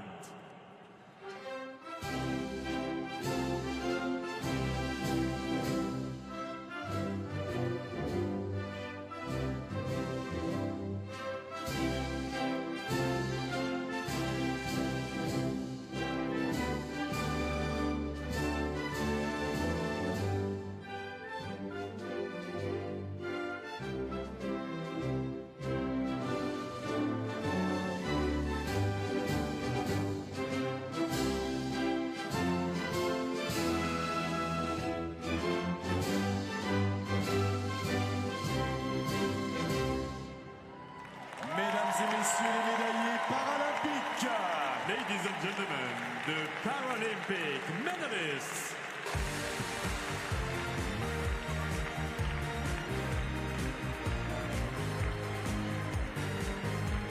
Well, history was made here, led by Saisuni Yana. Absolutely incredible. A gold medal in all 3 weapons. Kang Su picking up the silver at her first Paralympic Games, and Elena Fedotova-Isayeva her second medal at a Paralympics with the bronze.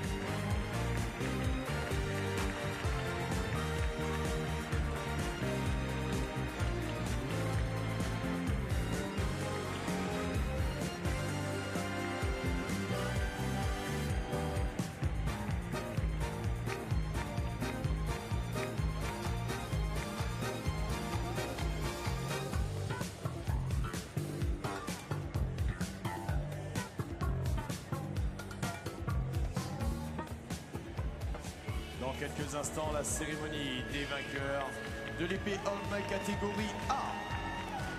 In a few minutes, the next victory ceremony is coming up. And this is the one for the men's Epee category A.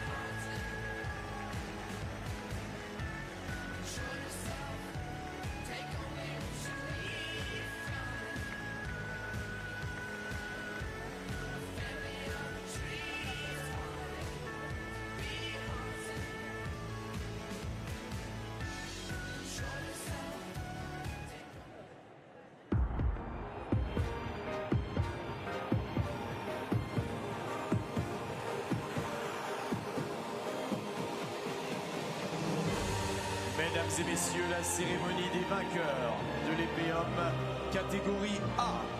Ladies and gentlemen, the victory ceremony for the men's Epee category A. Veuillez accueillir les médaillés. Please welcome the medalists. Hakan Akaya leading out the medalists.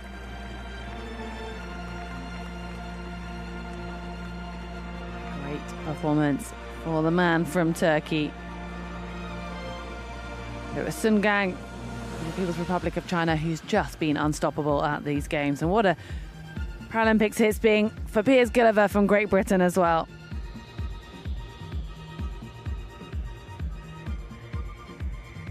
Les médailles seront remises par The medals will be presented by Mr. Greg Nugent, membre de l'Ordre paralympique, member of the Paralympic Order.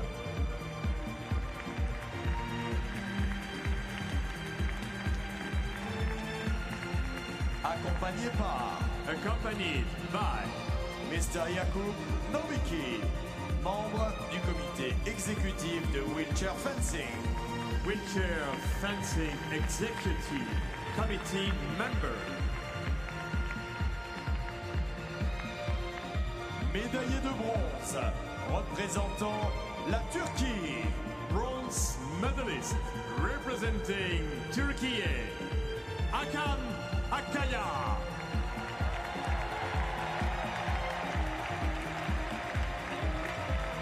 He's a bronze medalist in the World Championships last year, and now he's a bronze medalist at the Paralympic Games. Hakan Akaya becomes the first medalist in this event for the country of Turkey.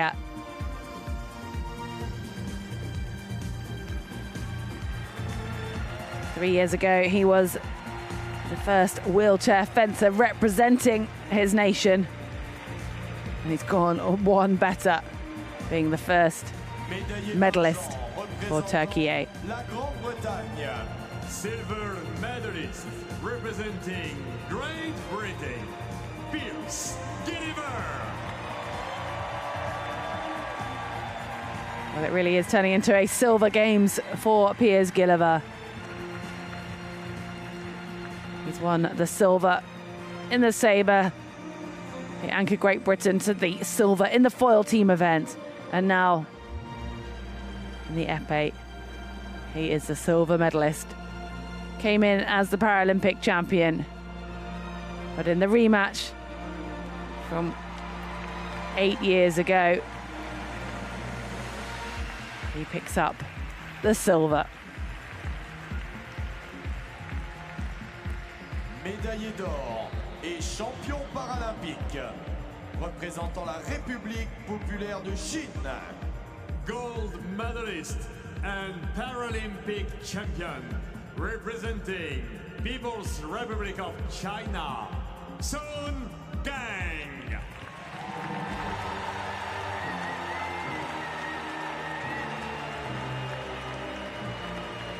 Well, what a Paralympic Games this man is having. He's managed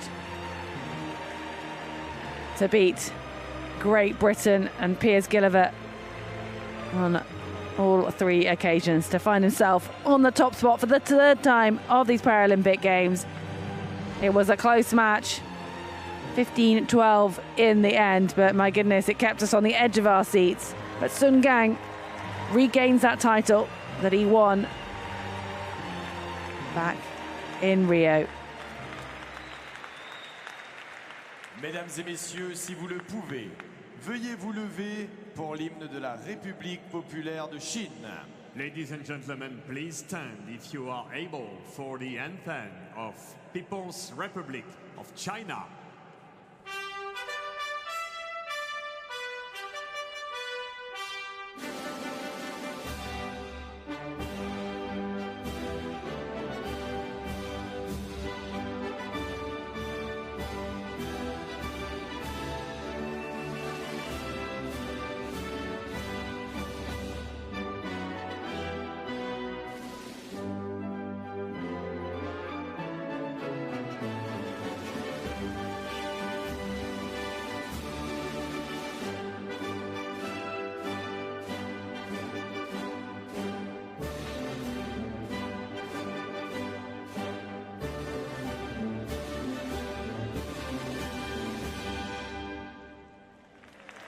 Mesdames et messieurs les médaillés paralympiques.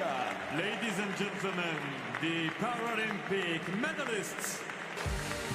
A repeat of the top 2 steps from 8 years ago. Sun Gang, People's Republic of China, regaining that title. Piers Gilliver came in as defending champion. He now has a gold and 2 silvers in this event. And Hakan Akaya making history for Turkey 8 with his bronze.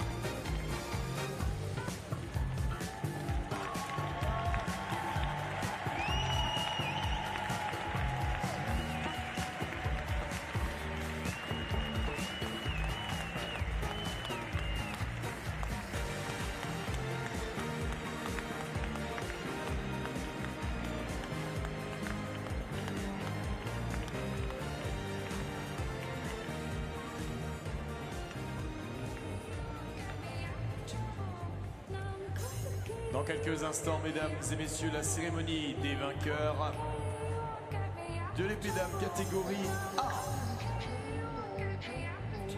Ladies and gentlemen, coming next, the victory ceremony for the women's Epee category A.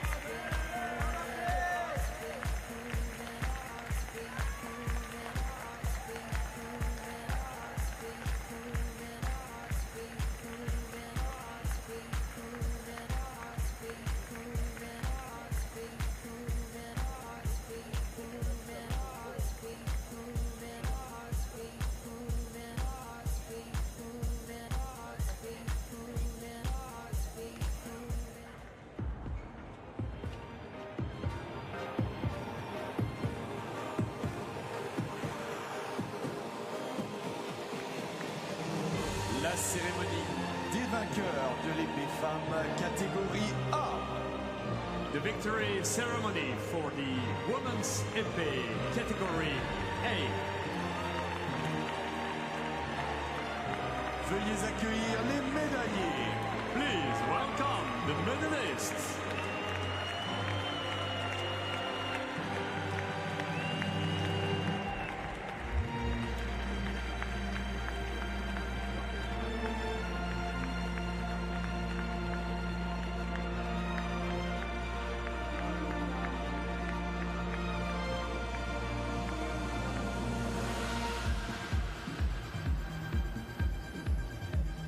Les médailles seront remises par The medals will be presented by Mr. Greg Nugent, membre de l'ordre paralympique, member of the Paralympic Order, accompagné par accompanied by Monsieur Pierre Rabadan, adjoint au maire de Paris, en charge du sport, des Jeux Olympiques et Paralympiques et de la Seine. Deputy Mayor of Paris, in charge of sports, Olympic and Paralympic Games, and the Seine. Médaillé de bronze, représentant la République populaire de Chine. Bronze medalist, representing People's Republic of China, Gu Haiyan. The full collection of medals for Gu Haiyan, adding the bronze in this women's épée competition to her gold from the sabre individual, silver in the foil individual, and just for good luck, another gold in that team competition. 4 medals out of 4 events. Still 1 to go for Gu Haiyan.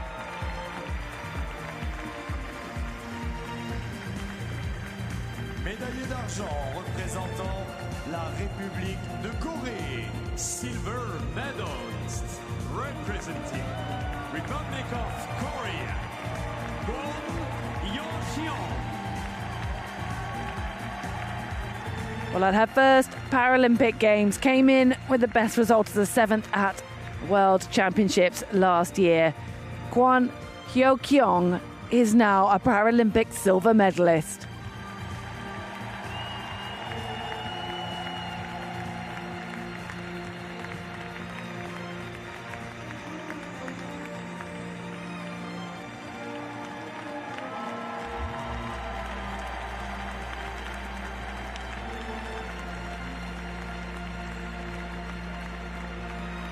Médaillée d'or et championne paralympique, représentant la République populaire de Chine.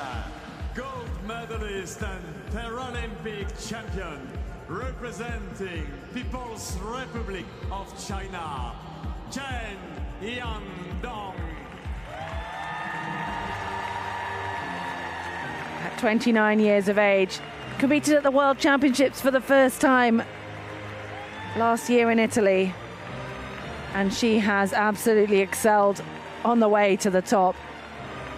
She was part of the gold medal winning team in the foil for People's Republic of China yesterday, and now she is the Paralympic champion in the women's individual épée category A.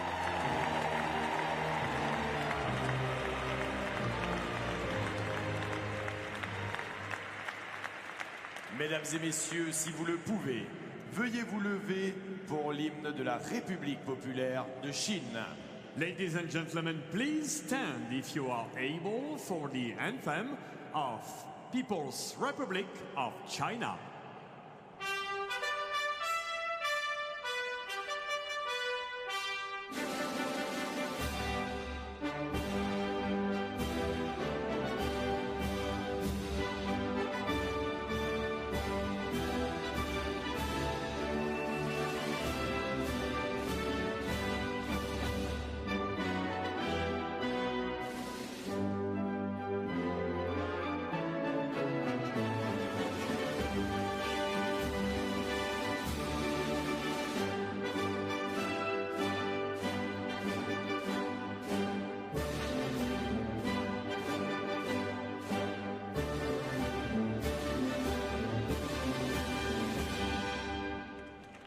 Mesdames et messieurs les médaillés paralympiques.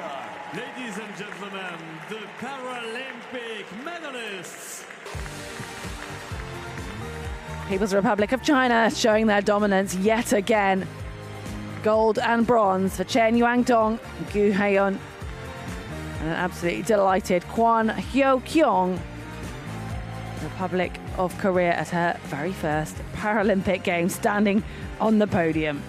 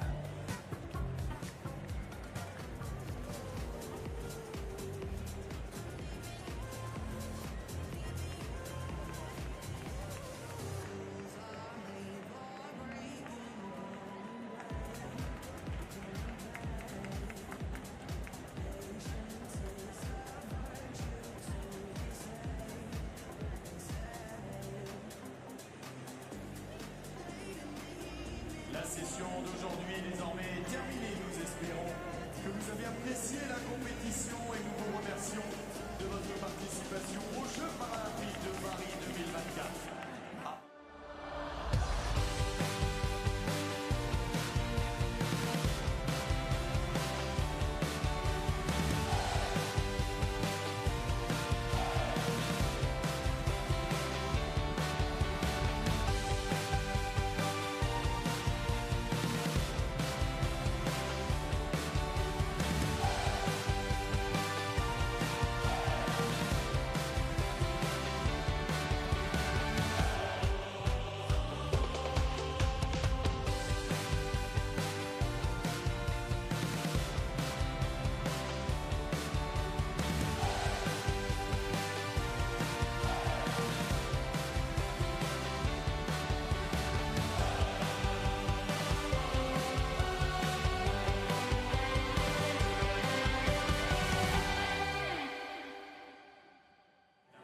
Well, the People's Republic of China have absolutely stamped their dominance here in the Grand Palais, sitting on top of the medal table at the end of day 4 with 8 gold medals, a total of 17. Thailand, with just 2 athletes, are second on the medal table with those 3 golds, with record performances tonight. We have seen history made here on day 4 of the wheelchair fencing. That is the end of the individual events. We have just the Team Epee yet to come. So make sure you join us for the last day of action back here tomorrow in the Grand Palais.